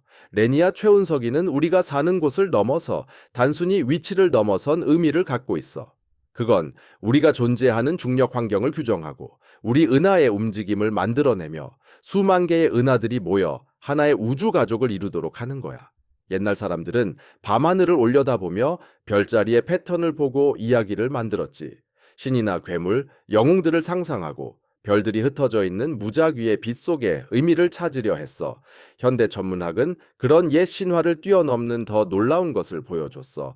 우주는 진짜 구조와 진짜 연결고리, 그리고 수억 광년을 넘나드는 물질과 에너지의 흐름으로 이루어져 있다는 사실을 밝혀낸 거야. 우리는 이 우주 구조의 바깥에 서 있는 관찰자가 아니야. 오히려 그 안에 깊숙이 들어가서 함께 움직이고 있는 참여자들이지. 이 모든 힘들은 우리가 태어나기 수십억 년 전부터 이미 시작됐고, 우리가 지금 이렇게 존재하는 데 영향을 미치고 있어. 대인력자라는 말이 있는데, 이건 우리가 얼마나 작은 존재인지를 상기시켜주는 동시에 우리가 우주와 연결되어 있다는 사실도 일깨워줘. 우리는 아주 미세한 조각에 지나지 않지만 이 작은 조각이 우주라는 거대한 그림 속에서 어떤 역할을 하는지 이해하려고 애쓰고 있어. 이 이야기는 대인력자 하나로 끝나지 않아. 심지어 라니아, 최운하단마저도 끝이 아니야. 우주 망원경으로 우리 은하 주변의 은하들이 흐르는 모습을 살펴보면 라니아 자체도 움직이고 있다는 사실을 알게 돼. 이 거대한 최운하단 전체, 즉 10,000개가 넘는 은하들이 더 큰 무엇인가를 향해 끌리고 있는 거야. 그 대상은 채플리 최운하단이라고 불리는데 약 650밀리언 광년 떨어진 곳에 위치해 있어. 이건 가까운 우주에서 가장 무거운 물질 집중체 중 하나로 최소 40개의 은하단과 수천 개의 개별 은하들이 모여 있어. 이 최운하단의 중력은 수억 광년을 넘어서 영향을 미치고 있어서 주변의 모든 것, 심지어 우리까지도 그 영향을 받고 있지. 대인력자는 우리를 라니아 중심 쪽으로 끌어당기고 있지만 채플리 최운하단은 라니아 자체를 특정 방향으로 밀어내고 있어. 우리는 마치 작은 나무잎이 큰 강물에 떠다니듯 중력의 영향력 계층에 휩쓸려 가는 셈이야. 그리고 채플리 최운하단이 끝이 아니란 것도 최근 관측들이 보여주고 있어. 더 크고 거대한 구조들이 그 너머에 존재할 가능성도 있다는 거지. 너무나 방대한 질량 집중체들이 있어서 여러 최운하단의 움직임을 동시에 영향을 미치고 있어. 우주는 프랙탈처럼 무한히 복잡해. 우리가 멀리서 확대할수록 이미 알고 있던 작은 구조들보다 훨씬 큰 구조들이 나타나지. 별들이 은하를 만들고 은하들이 모여 군집을 이루고 군집들이 다시 최운하단을 형성하는 시기지. 그리고 이 최운하단들이 더 큰 연합체를 만들어가는 모습도 우연히 발견될 수 있어. 그런데 어디서 끝날까? 우리도 잘 몰라. 관측 가능한 우주의 한계가 있고 그 너머에는 우리가 볼 수 없는 더 큰 구조들이 숨어 있을지도 몰라. 수십억 광년을 넘는 거리에서 영향을 미치는 중력의 힘이 있는데 그 크기와 범위를 우리가 정확히 측정할 방법이 없는 거지. 대인력자가 우리에게 알려준 건 우리가 우주의 흐름 속에 있다는 사실이야. 하지만 그 흐름보다 더 크고 더 깊은 신비들이 계속해서 기다리고 있다는 것도 깨달았지. 우주는 단순히 커다란 것만이 아니야. 여러 겹으로 쌓인 구조들이 서로를 감싸고 있고 하나의 구조 안에 또 다른 구조가 숨어 있어. 그리고 이 작은 행성에서 평범한 별을 돌고 있는 너도 이 말을 듣고 있지. 대인력자의 수수께끼를 풀었다고 생각했지만 사실은 새로운 미스터리의 문이 열릴 뿐이야. 암흑물질은 아직도 많은 부분이 미지의 영역이고 우리가 그 존재를 알게 된 건 이미 확실해졌어. 중력 효과를 통해 그 존재를 측정할 수 있고 우주 전역에 흩어져 있다는 것도 알지만 그게 정확히 무엇으로 이루어졌는지는 모르지. 암흑 물질 입자를 직접 찾기 위해 수많은 실험이 시도됐지만 아직 아무것도 발견하지 못했어.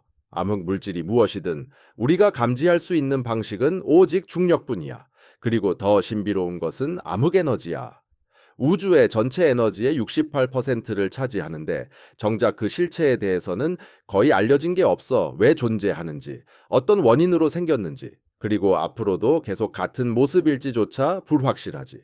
일부 이론들은 시간이 지나면서 암흑 에너지가 변화할 수 있다고 말하는데 그렇게 되면 우주가 결국 찢어질 수도 있다는 가능성도 제기돼. 우주의 팽창 가속 현상은 여러 독립된 증거로 확인됐지만 그 원인에 대해서는 여전히 알 수 없지. 결국 우주는 크기만 큰 게 아니야? 내 여러 층으로 쌓인 구조물들이 겹겹이 존재하고 서로를 감싸거나 영향을 미치고 있어.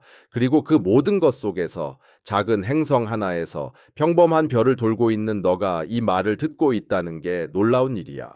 대인력자의 비밀을 해결했다는 건 사실이지만 그것이 전부는 아니야. 아직도 우리가 모르는 것들이 무수히 많고 더 크고 깊은 신비들이 기다리고 있어. 우주는 단순히 크기만 큰 게 아니라 계층과 구조의 연속선상에 놓여 있어. 각 구조는 또 다른 구조를 품고 있고 그 안에 또 다른 것이 숨어 있지. 이 모든 속에서 작은 행성에서 평범한 별을 돌고 있는 너도 이 이야기를 듣고 있다는 사실. 우리는 그것에 어둠의 에너지라는 이름을 붙였지만 사실 그 이름은 우리의 무지에 대한 단순한 라벨일 뿐입니다. 그리고 그 구조물 자체는 아직도 완전히 이해하지 못하는 것들이 많습니다. 우주적 구조망을 그릴 수도 있고 은하들이 흐르는 경로를 추적할 수도 있으며 초군집과 공극을 식별할 수도 있지만 왜 이 구조들이 이렇게 특정한 성질을 가지게 되었는지는 여전히 명확하지 않죠. 은하단이 이 크기로 형성된 이유는 무엇일까? 공극이 어느 크기까지 커지고 멈추는 건지, 우주 구조의 특정 패턴을 결정한 건 무엇일까? 위대한 끌계자는 한 가지 질문에 답을 해줬지만 동시에 수많은 새로운 질문도 품게 만들었어요. 이게 바로 과학이 하는 일입니다. 하나의 발견이 또 다른 미지의 세계, 새로운 미스터리들을 드러내는 거죠. 우리는 이전 세대보다 훨씬 더 우주에 대해 많이 알게 되었어요. 그런데도 우리가 알수록 더 모르는 게 얼마나 많은지 새삼 깨닫게 되죠.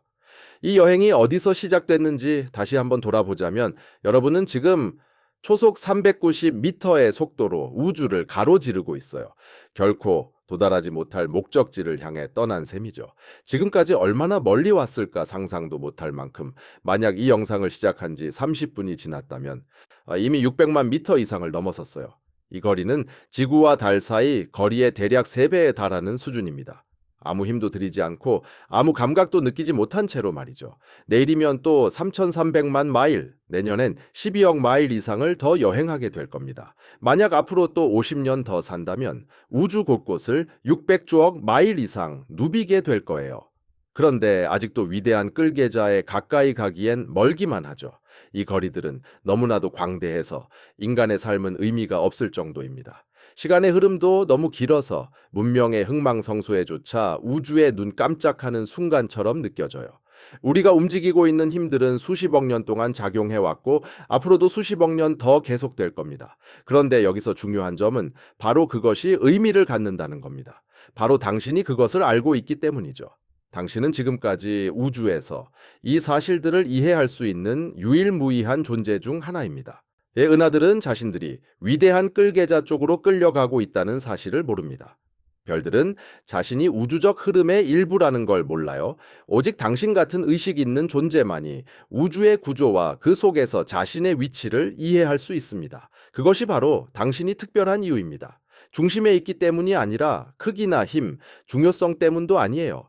그저 밤하늘을 올려다보며 물어볼 수 있기 때문에 왜 우리가 움직이고 있는지, 무엇이 우리를 끌어당기는지, 어디로 가는지, 이 모든 게 무슨 의미인지 그런 질문들이 바로 중요한 겁니다. 우주가 존재하는 한 우리와 같은 존재가 우주를 궁금해하는 것은 자연스러운 일이에요.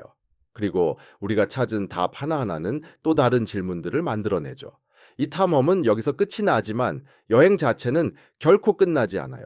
위대한 끌개자는 앞으로도 수십억 년 동안 계속 우리를 라니아의 중심으로 끌어당길 겁니다.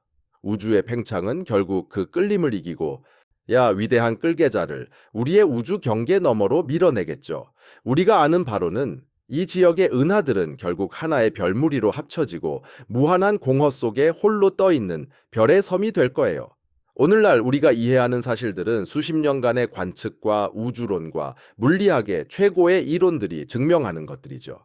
하지만 과학은 절대 끝나지 않습니다. 새로운 발견이 우리의 이해를 뒤바꿀 수도 있고 전혀 예상치 못한 구조와 힘들이 드러날 수도 있어요. 100년 전만 해도 다른 은하들이 존재하는지도 몰랐고 50년 전에는 우주가 가속 팽창한다는 것도 몰랐어요. 20년 전만 해도 라니아 초근집이 있다는 사실조차 몰랐죠. 앞으로 20년, 50년, 심지어 한 세기 후엔 어떤 새로운 사실들이 밝혀질지 누가 알겠어요. 위대한 끌개자는 한때는 전혀 알 수 없던 미지의 존재였어요. 우리 은하를 끌어당기던 그 존재가 무엇인지, 어디에 있고 왜 우리에게 영향을 미치는지 이제는 알게 되었지만 이 모든 것도 수많은 과학자들이 끊임없이 질문하고 더 좋은 도구들을 만들어내며 인간 지식의 한계를 계속 확장해 온 덕분입니다. 바로 그런 전통의 일부인 거예요. 이 영상을 들으며 이 생각들을 곱씹다 보면 결국 인류라는 긴 여정의 하나인 우주를 이해하려는 노력에 함께하게 되는 셈이야. 수백 년 동안 천문학자들이 몰두해온 질문들, 바로 우리가 어디에 있고 어떻게 여기까지 왔으며 앞으로 어디로 향하는지에 대한 궁금증들이 자연스럽게 떠오르게 되는 거지. 그 답들은 꽤나 낯설고 아름답고 때로는 무서울 수도 있어. 우주는 우리가 상상할 수 없을 만큼 광대하고 우리가 이제 막 그 구조를 조금씩 그려내기 시작했을 뿐이야. 우리는 우주적 규모로 보면 작은 존재이고 일시적이며 의미 없을 수도 있지만 그럼에도 불구하고 우리가 여기 있다는 사실 자체가 어떤 의미를 갖는다라고 생각해 우리가 질문을 던지고 의식을 가지고 있다는 것, 그 자체로 이미 중요한 의미가 있지 않겠어? 이 영상을 봐줘서 고마워. 만약 이 우주 탐험이 흥미로웠다면 좋아요 눌러주고 구독해줘. 우리가 사는 이 낯설고도 경이로운 우주에 대해 계속 탐구할 수 있도록 도와줘. 이번 여정은 우리가 무엇이 우리를 끌어당기고 있는지에 대해 이야기했지. 그런데 대부분의 사람들이 잘 모르는 사실 하나 더 있어. 바로 우리가 밀어내는 힘도 있다는 거야. 2017년 천문학자들이 깜짝 놀랄 만한 발견을 했어. 그들은 우리 우주 공간 속 은하들의 움직임을 전에 없던 정밀도로 관측하며 우리 속도에 영향을 주는 모든 힘을 이해하려 했지. 그런데 예상치 못한 무언가를 발견했어. 바로 우리 뒤, 거꾸로 가는 방향에 엄청난 텅 빈 공간이 자리 잡고 있다는 거야. 그냥 빈 공간이 아니야. 너무나도 깊고 물질이 없어서 일종의 부정적인 중력 효과를 만들어내는 공백 같은 곳이야. 과학자들은 이를 디볼 리펠레어라고 이름 붙였어. 중력이 어떻게 작용하는지 생각해봐. 질량은 질량을 끌어당기고 물질이 한 곳에 몰릴수록 그 힘은 강해지지. 그런데 반대도 성립해. 평균보다 적은 물질이 모여 있는 곳은 어떤 의미에서는 밀려나는 힘을 만들어내기도 해. 언덕 위에 서 있다고 상상해봐. 중력은 계곡 쪽으로 끌어당기고 동시에 언덕 꼭대기에서 멀어지게 하는 힘도 있다는 의미야. 두 설명은 수학적으로도 동일하게 표현돼. 우리가 끌려가는 곳은 계곡이고 밀려나는 곳은 언덕 꼭대기인 셈이지. 그 디보울 리펠러는 약 6억 500만 광년 떨어진 물리적 대상이 아니야. 그저 어떤 부재, 즉 은하들이 형성되지 않은 공간, 물질이 부족한 곳, 우주 구조 속에 생긴 구멍 같은 곳이야. 이 발견 이전까진 천문학자들은 거대 끌어당김자와 샤플리 최운하단 같은 알려진 질량 집중 지역만으로 우리 은하의 이상 속도 절반 정도를 설명할 수 있었어. 나머지 절반은 아직 미스터리였지. 그런데 디보올 리펠레어를 포함시키자 계산이 딱 맞아떨어졌어. 지금 우리가 움직이는 건 두 가지 우주적 힘이 함께 작용하기 때문이야. 하나는 라니아 최운하단에 집중된 질량이 앞으로 우리를 끌어당기고 뒤쪽에선 디보올 리펠러라는 공간이 우리를 밀어내는 거야. 이 두 힘이 합쳐져서 우리가 느끼는 총 속도는 시속 390m에 달하지. 이걸 통해 우주의 움직임에 대한 우리의 생각이 조금 달라졌어. 단순히 끌어당기기만 하는 게 아니라 우주 곳곳에 분포한 질량과 빈 공간, 언덕과 계곡이 복합적으로 작용한다는 거지. 우리 주변 환경이 이렇게 복잡하게 얽혀 있어서 전체 우주 구조를 한눈에 이해하려면 더 많은 것들을 고려해야 해. 그리고 디보울 리펠러 하나만 있는 게 아니야. 아마도 아직 우리가 발견하지 못한 더 큰 빈 공간, 또 다른 구멍들이 있을 거야. 이 우주 구조는 단순한 실타래만이 아니라 그 사이사이 공간들이 만들어내는 복잡한 패턴이기도 해. 자, 앞으로 수십억 년 후의 밤하늘 모습은 지금과는 전혀 다를 거야. 하늘을 뒤덮는 거대한 나선 은하가 우주 전체를 장악할 텐데 바로 안드로메다, 은하야. 이 은하는 우리와 직선으로 충돌하는 길을 걷고 있어. 과학적으로 이미 확립된 사실로 정밀한 관측을 통해 확인된 바로는 안드로메다와 우리 은하는 초당 대여섯십 미터 정도의 속도로 서로 가까워지고 있어. 이 두 은하는 곧 충돌할 운명이야. 우주적 관점에서 보면 그것은 아주 부드러운 표류와 같아. 하지만 시간이 흐르면 아무리 느리게 움직이는 것이라도 결국에는 강렬한 결말로 이어질 수밖에 없어. 은하들이 마침내 만나는 순간은 수억 년에 걸친 충돌로 펼쳐지게 되지. 별들이 정말로 서로 부딪히는 일은 없을 거야. 두 별 사이의 거리가 너무 넓기 때문에 그런 일이 일어날 수 없는 거니까. 만약 우리 은하를 모래알 크기만큼 줄인다면 가장 가까운 다른 모래알은 약 4미터쯤 떨어져 있을 거야. 은하들이 합쳐질 때도 거의 모래알이 맞닿지 않지만 그 중력의 혼란은 정말 엄청날 거야.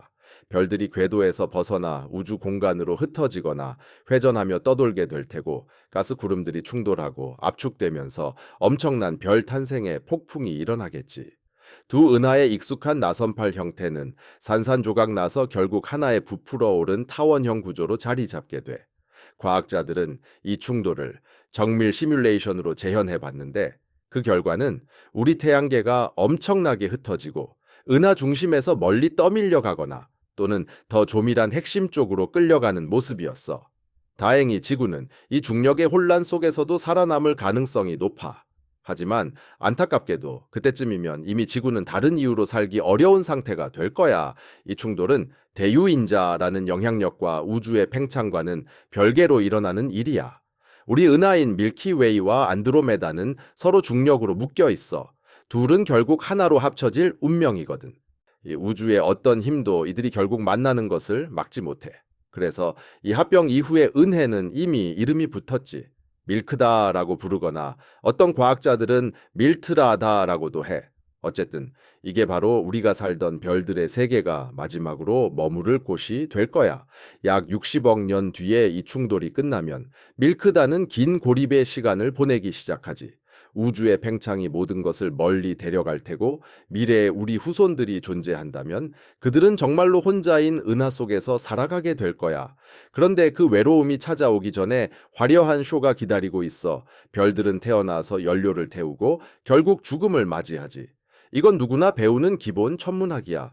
하지만 은하들도 생명 주기를 가지고 있고 그 마지막은 개별 별보다 훨씬 더 이상하고 신비로워. 은하의 죽음은 한 번에 일어나지 않아. 서서히 사그라들며 인간의 역사가 한 번의 심장 박동처럼 느리게 끝나는 거야. 지금 우리 은하는 1년에 한두 개의 별을 새로 만들어내고 있어. 느리게 느껴지지만 수십억 년 동안 쌓이면 엄청난 차이를 만들지. 새 별들은 죽은 별들을 대신하며 은하를 밝게 유지하는 역할을 하는 거야. 그런데 별을 만들기 위해선 원료가 필요하지. 바로 가스와 먼지인데 이들은 별이 태어나는 재료야. 그런데 이 공급원도 한계가 있어. 새 별이 생길 때마다 그만큼의 가스가 소비되고 별이 죽을 때 일부는 우주 풍선이나 초신성 폭발로 밖으로 배출되지만 모두가 다 돌아오는 건 아니야.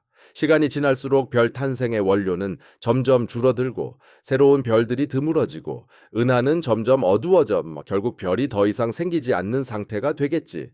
마지막 별이 생명을 다하고 조용히 사라지면 더 이상 빛이 새로 생기지 않아. 은하는 차가운 별 잔해들이 천천히 검은 공간으로 사라지는 무덤이 되어버릴 거야. 이 과정은 수조년, 심지어 수조년보다 훨씬 더 긴 시간 동안 계속될 거고 이 현재 우주의 나이보다 훨씬 길겠지. 하지만 피할 수 없는 일이야. 모든 은하는 이 운명을 피하지 못하고 언젠가는 결국 이 길로 가게 돼 있어 대유인자조차 우리를 구할 수 없고 라니아의 중심으로 떨어져 간다고 해서 새로운 연료가 생기지 않아. 우주의 흐름은 계속되지만 결국 아무것도 막지 못하는 종말의 그림자는 다가오고 있는 거야. 은하는 영원하지 않아. 정말 긴 시간 동안 존재하는 것일 뿐이지. 그리고 우주라는 광대한 시간의 흐름 속에서는 그마저도 잠시일 뿐인 거야. 별이 죽을 때 그냥 사라지는 게 아니야. 그 대신에 시체를 남기지. 그리고 그 시체들이 수십억 년 동안 쌓이면서 은하 전체의 오래된 불꽃의 흔적들을 가득 채우게 되는 거지. 빨간 외성 같은 작은 별들은 너무 천천히 타기 때문에 우주가 시작된 이래로 한 번도 진 적이 없어. 그들은 앞으로 수조 년 동안 계속 빛을 내며 어둠이 짙어지는 우주 속 마지막 빛이 될 거야. 하지만 그 빛은 희미해서 가까이서 봐도 거의 보이지 않을 정도야. 태양계 중심에 있는 별처럼 중간 크기 별들은 더 극적인 최후를 맞이하지.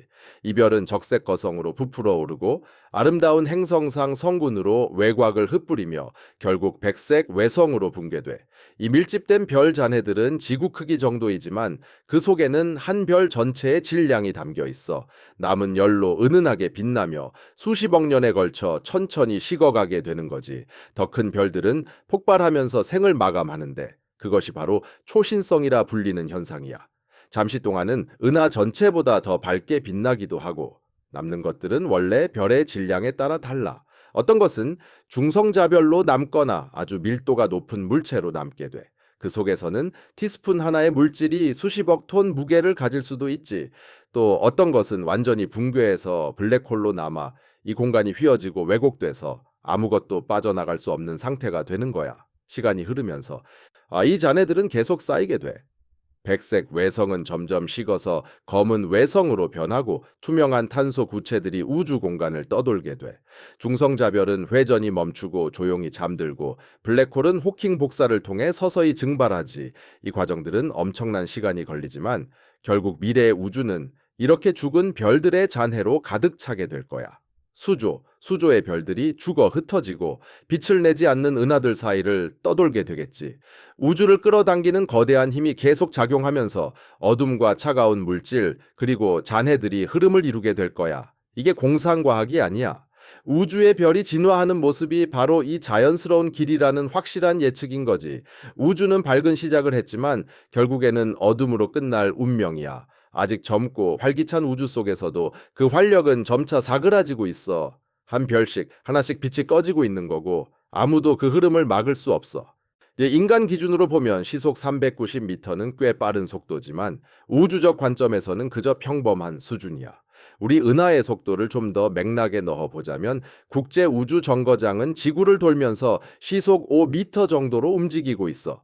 이 속도는 하루에 한 번은 지구를 한 바퀴 돌 수 있을 만큼 빠른 거지. 이 정도면 인류가 만든 가장 빠른 인공물 가운데 하나야. 지구는 태양을 중심으로 시속 18m 정도로 돌고 있어.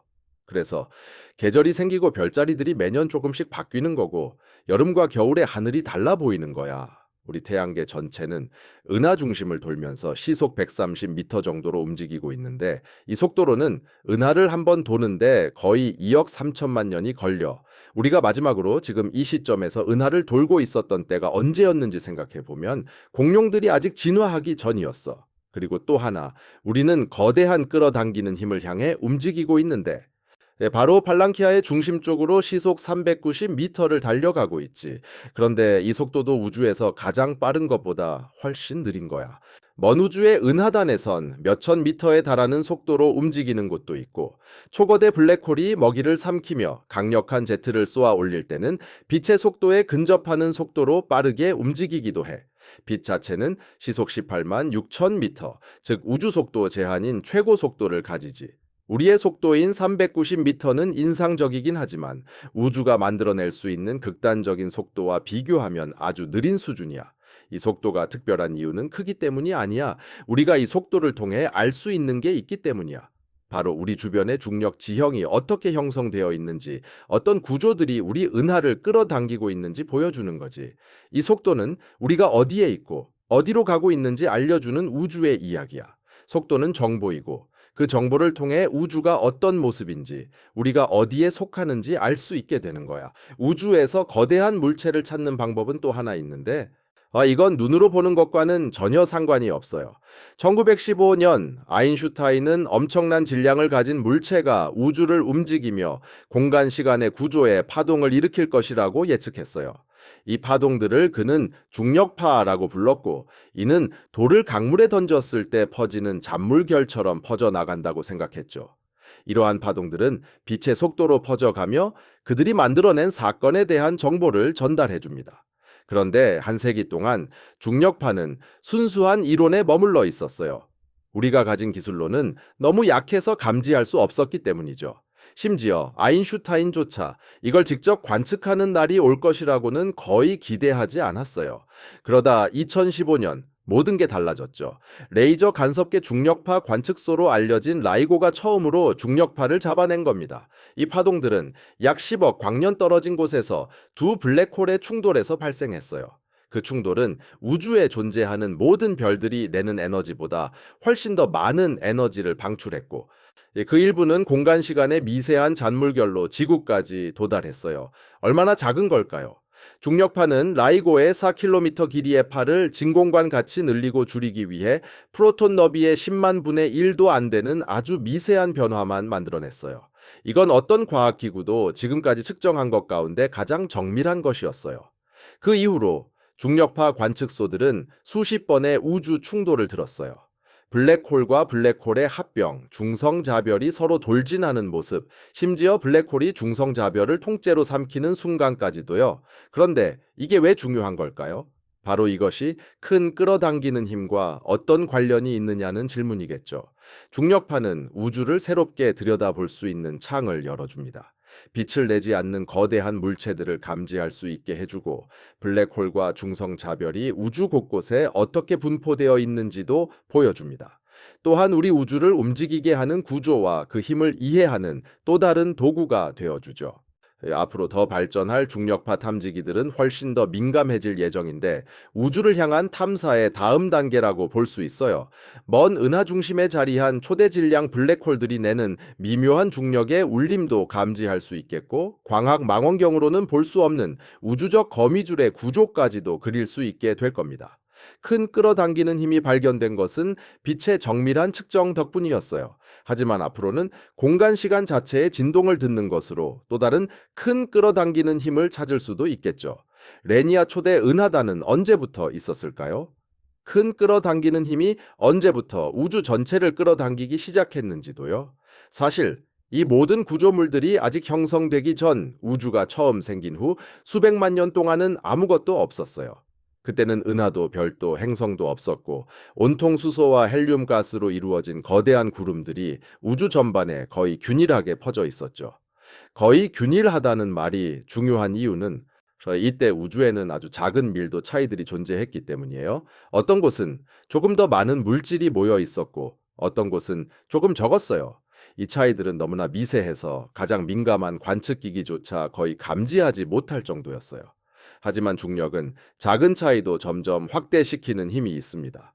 밀도가 약간 더 높은 곳은 강한 중력으로 내부의 물질을 끌어당기고 점점 더 밀집하게 되었어요. 반대로 비어있던 곳은 주변에 있던 물질을 잃으며 더 텅 비게 되었죠. 수백만 년이 흐르고 수십억 년이 지나면서 이 차이들이 점점 커졌고, 결국 오늘날 우리가 보는 우주의 구조로 자리 잡게 된 겁니다. 가장 밀집된 곳에서는 최초의 별들이 태어났어요. 대략 2억 년쯤 후였던 것으로 추정되죠. 이 별들은 지금보다 수백 배는 더 거대했고, 연료를 몇백만 년 만에 모두 태우고 폭발하는 초거성들이었어요. 그리고 이 거대한 가스 구름들이 서로 끌어당기며 은하들을 만들어갔죠. 처음에는 크고 울퉁불퉁한 모습이었지만 시간이 지나며 점점 더 정교한 나선이나 타원 형태로 진화하게 되었어요. 은하들이 모이기 시작한 것은 가까운 곳에 있는 은하들이 서로의 중력에 끌리면서 자연스럽게 뭉쳐졌기 때문이야. 그러다가 여러 개의 은하들이 하나로 합쳐지면서 군집이 형성되고, 또 그 군집들이 우주 거미줄을 이루는 필라멘트들을 따라 모이면서 초대 규모의 구조인 최운하단이 만들어졌지. 이 거대한 끌림의 중심에는 바로 우리가 위대한 유인자라고 부르는 곳이 있는데, 이건 수십억 년에 걸친 중력의 진화가 만들어낸 결과야. 처음 우주가 태어난 순간, 즉 빅뱅 이후의 작은 조건들이 우주 전체의 진로를 천천히 이끌어온 거지. 결국 우리는 이미 시작부터 정해진 운명처럼 그곳으로 끌려가고 있는 것일지도 몰라. 위대한 유인자의 씨앗은 벌써 44억 년 전 우주 탄생과 거의 동시에 심어졌고, 지금도 우리는 그들이 자라나는 모습을 지켜보고 있어. 우리가 볼 수 있는 우주는 한계가 있는데, 그건 우리가 만질 수 있는 벽이 아니라 빛의 속도와 우주 나이로 정해진 범위야. 빛은 빠르게 움직이지만 즉시 도달하지는 않거든. 먼 곳에 어떤 것을 볼 때, 그건 바로 그 빛이 떠나온 당시의 모습이야.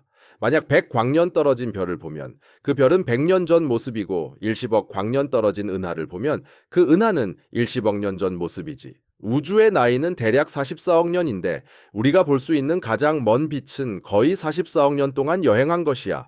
그 거리 너머에는 아무것도 보이지 않아. 존재하지 않아서가 아니라 그 빛이 아직 우리에게 도달하지 않아서야. 지금 우리가 볼 수 있는 우주의 가장자리쯤은 약 40, 60억 광년 떨어져 있는데, 이게 어떻게 가능하지? 우주가 불과 44억 년밖에 안 됐는데 말이야. 바로 우주가 계속 팽창해 왔기 때문이야. 가장 먼 빛을 보내던 시점에 그 은하들은 훨씬 더 가까이 있었고, 그 후 우주의 팽창이 그들을 훨씬 멀리 떠나게 만든 거지.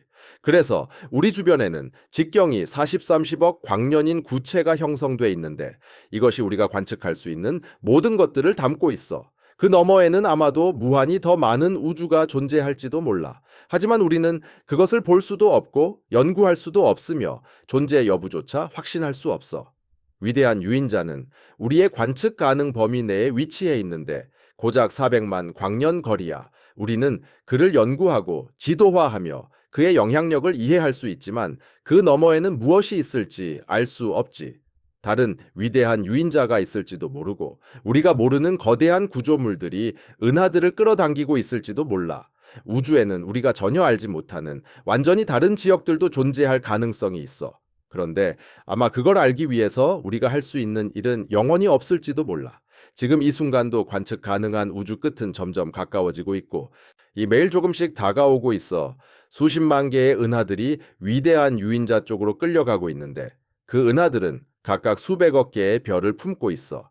그리고 그 별들 중 상당수는 행성을 가졌을 가능성이 높아. 어떤 행성들은 생명체가 살 수 있는 환경일 수도 있고, 그렇다면 우리가 이 우주 흐름 속에서 함께 여행하는 외계 문명들과 만날 수도 있겠지.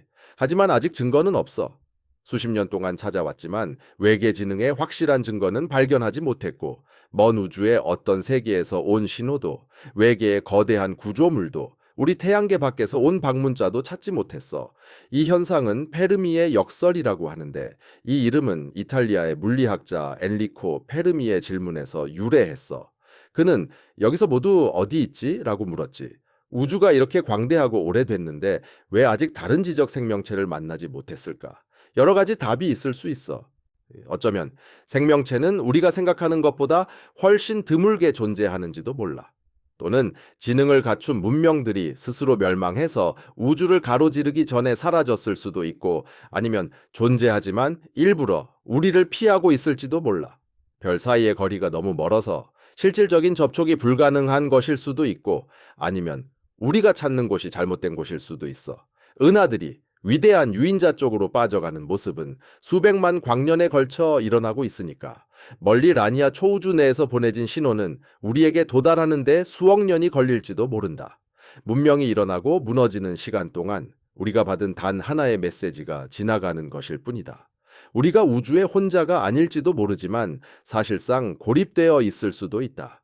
우리의 우주적 이웃들과는 너무 먼 거리로 인해 소통조차 불가능한 상태일지도 모른다. 위대한 끌어당김을 일으키는 힘은 우리를 수십만 개의 은하와 중력으로 연결하지만, 그 은하들이 우리와 더 가까워지는 것은 아니다. 우리는 모두 함께 떨어지고 있지만 그 과정이 조용히 진행되고 있을 수도 있다. 우주는 정해진 법칙, 모든 상호작용과 힘, 시간과 공간을 가로지르는 수학적 관계를 따르고 있다. 이 법칙들은 권고사항이 아니라 절대적인 규칙이다. 중력은 역제곱 법칙을 따른다. 두 대상 사이의 거리를 2배로 늘리면 그 사이의 중력은 4배로 줄어든다. 이것은 대략이 아니라 정확한 계산이다. 지금까지 측정된 모든 데이터는 이를 놀라운 정밀도로 확인해 주고 있다. 빛의 속도는 일정하며 진공 상태에서 초당 18만 6천 미터로 일정하게 유지된다. 소스의 속도나 관측자의 이동 속도와 관계없이 말이다. 이 이상한 사실은 수많은 실험으로 검증되었고 아인슈타인의 상대성 이론의 기초를 이루는 핵심 원리다. 에너지는 보존된다. 형태는 변화할 수 있지만 운동 에너지에서 위치 에너지, 열로 전환되더라도 전체 에너지의 양은 절대 변하지 않는다. 이 원리는 행성의 운동부터 별 내부의 반응까지 모든 현상을 지배한다. 이 냉혹한 수학 공식들은 우리가 위대한 끌어당김으로 향하는 여정에서 필수적이다. 그들의 법칙은 우리의 속도와 궤도를 결정하고 궁극적인 운명을 정한다. 하지만 이 법칙들은 우리를 신경 쓰지 않는다. 예외도 없다. 그냥 존재할 뿐이다. 어떤 사람들은 이것이 무서울 수도 있다고 느낀다. 우주가 초자연적인 현상이나 특별한 배려가 없이 순수하게 수학적 법칙에 따라 움직인다는 생각이 차갑고 텅 빈 느낌을 줄 수도 있다. 그러나 다른 시각도 있다. 우리를 이끄는 이 법칙들은 동시에 우리의 움직임을 예측하게 해준다. 그것들이 있기 때문에 우리는 망원경과 우주선도 만들 수 있었고 우주를 이해하는데 그 어느 시대보다 깊이 파악할 수 있게 되었다. 우주가 우리 존재에 무관심하다고 해도 그것은 이해 가능하다. 가장 작은 입자부터 가장 거대한 초우주까지 모든 것에 일관된 규칙이 적용된다. 그리고 그 규칙들이 일관되어 있기 때문에 우리는 그것들을 배울 수 있다. 이 차가운 수학 공식들은 우리의 적이 아니라 현실 그 자체의 언어다. 그리고 우리는 점차 그것을 읽는 법을 배우고 있다. 라니아 초우주는 엄청나게 크다. 대략 5억 2천만 광년 너비에 10만 개의 은하를 품고 있으며 질량은 10경개의 별 질량에 해당한다. 우리의 우주적 고향이자 강한 중력 환경을 만들어내는 구조다. 하지만 라니아만 있는 게 아니다. 그 너머에는 다른 초우주들이 자리 잡고 있다. 각각은 또 다른 중력의 분지이며 각기 자기만의 은하와 성단들이 흩어져 있는 흐름을 이루고 있다. 우주는 마치 포말 속 거품처럼 가득 차 있는데 각각의 거품이 독자적인 은하와 성단의 웹을 이루고 있다. 페르세스 물고기 자리 초우주는 한 방향에 자리 잡고 있는데 약 2억 5천만 광년 떨어진 곳에 거대한 은하 집중 거점이 있다. 그리고 코마 초우주는 또 다른 곳에 있는데 이곳엔 가장 덩치가 큰 은하단들이 모여 있다. 헤라클레스 초우주, 샤플리 초우주, 호로로지안 초우주도 마찬가지다. 모두 우주 바닷속의 거대한 섬 같은 존재다. 이 초우주들은 우주 거품의 필라멘트에 따라 배치되어 있으며 은하와 성단을 연결하는 다리와 엄청난 공허의 공간에 둘러싸여 있다. 이 구조는 우리가 망원경으로 볼 수 있는 한도까지 뻗어 있으며 우리는 그 모든 것에 대해 계속 움직이고 있다. 우리가 위대한 끌어당김 쪽으로 가는 속도는 우리의 전체 운동 방향 중 하나일 뿐이다. 동시에 샤플리 초우주, 디폴리 리펠러, 그리고 수많은 다른 구조들의 영향도 받고 있다. 우주의 흐름은 단순하지 않다. 이것은 관측 가능한 우주 전체에 작용하는 중력의 영향을 복합적으로 더한 결과다. 이 우주 흐름을 이해하는 것이 현대 우주론에서 가장 큰 도전 중 하나예요. 수백만 개의 은하의 위치와 속도를 정확히 측정해야 하고 그 모든 것들이 어떻게 연결되어 있는지 설명하는 모델을 만들어야 하죠. 거대한 끌림자는 단지 시작에 불과했어요. 더 크고 복잡한 흐름들, 더 거대한 구조들, 그리고 우리가 아직 몰랐던 깊은 비밀들이 기다리고 있죠. 우리 행성인 라니아는 우리 집이에요. 하지만 그저 무한한 도시의 한 동네일 뿐이죠. 여기서 한 가지 진실이 있는데 어떤 사람들은 이걸 충격적으로 느끼고 또 어떤 사람들은 해방감으로 받아들여요. 우주는 우리를 신경 쓰지 않아요. 거대한 끌림자가 우주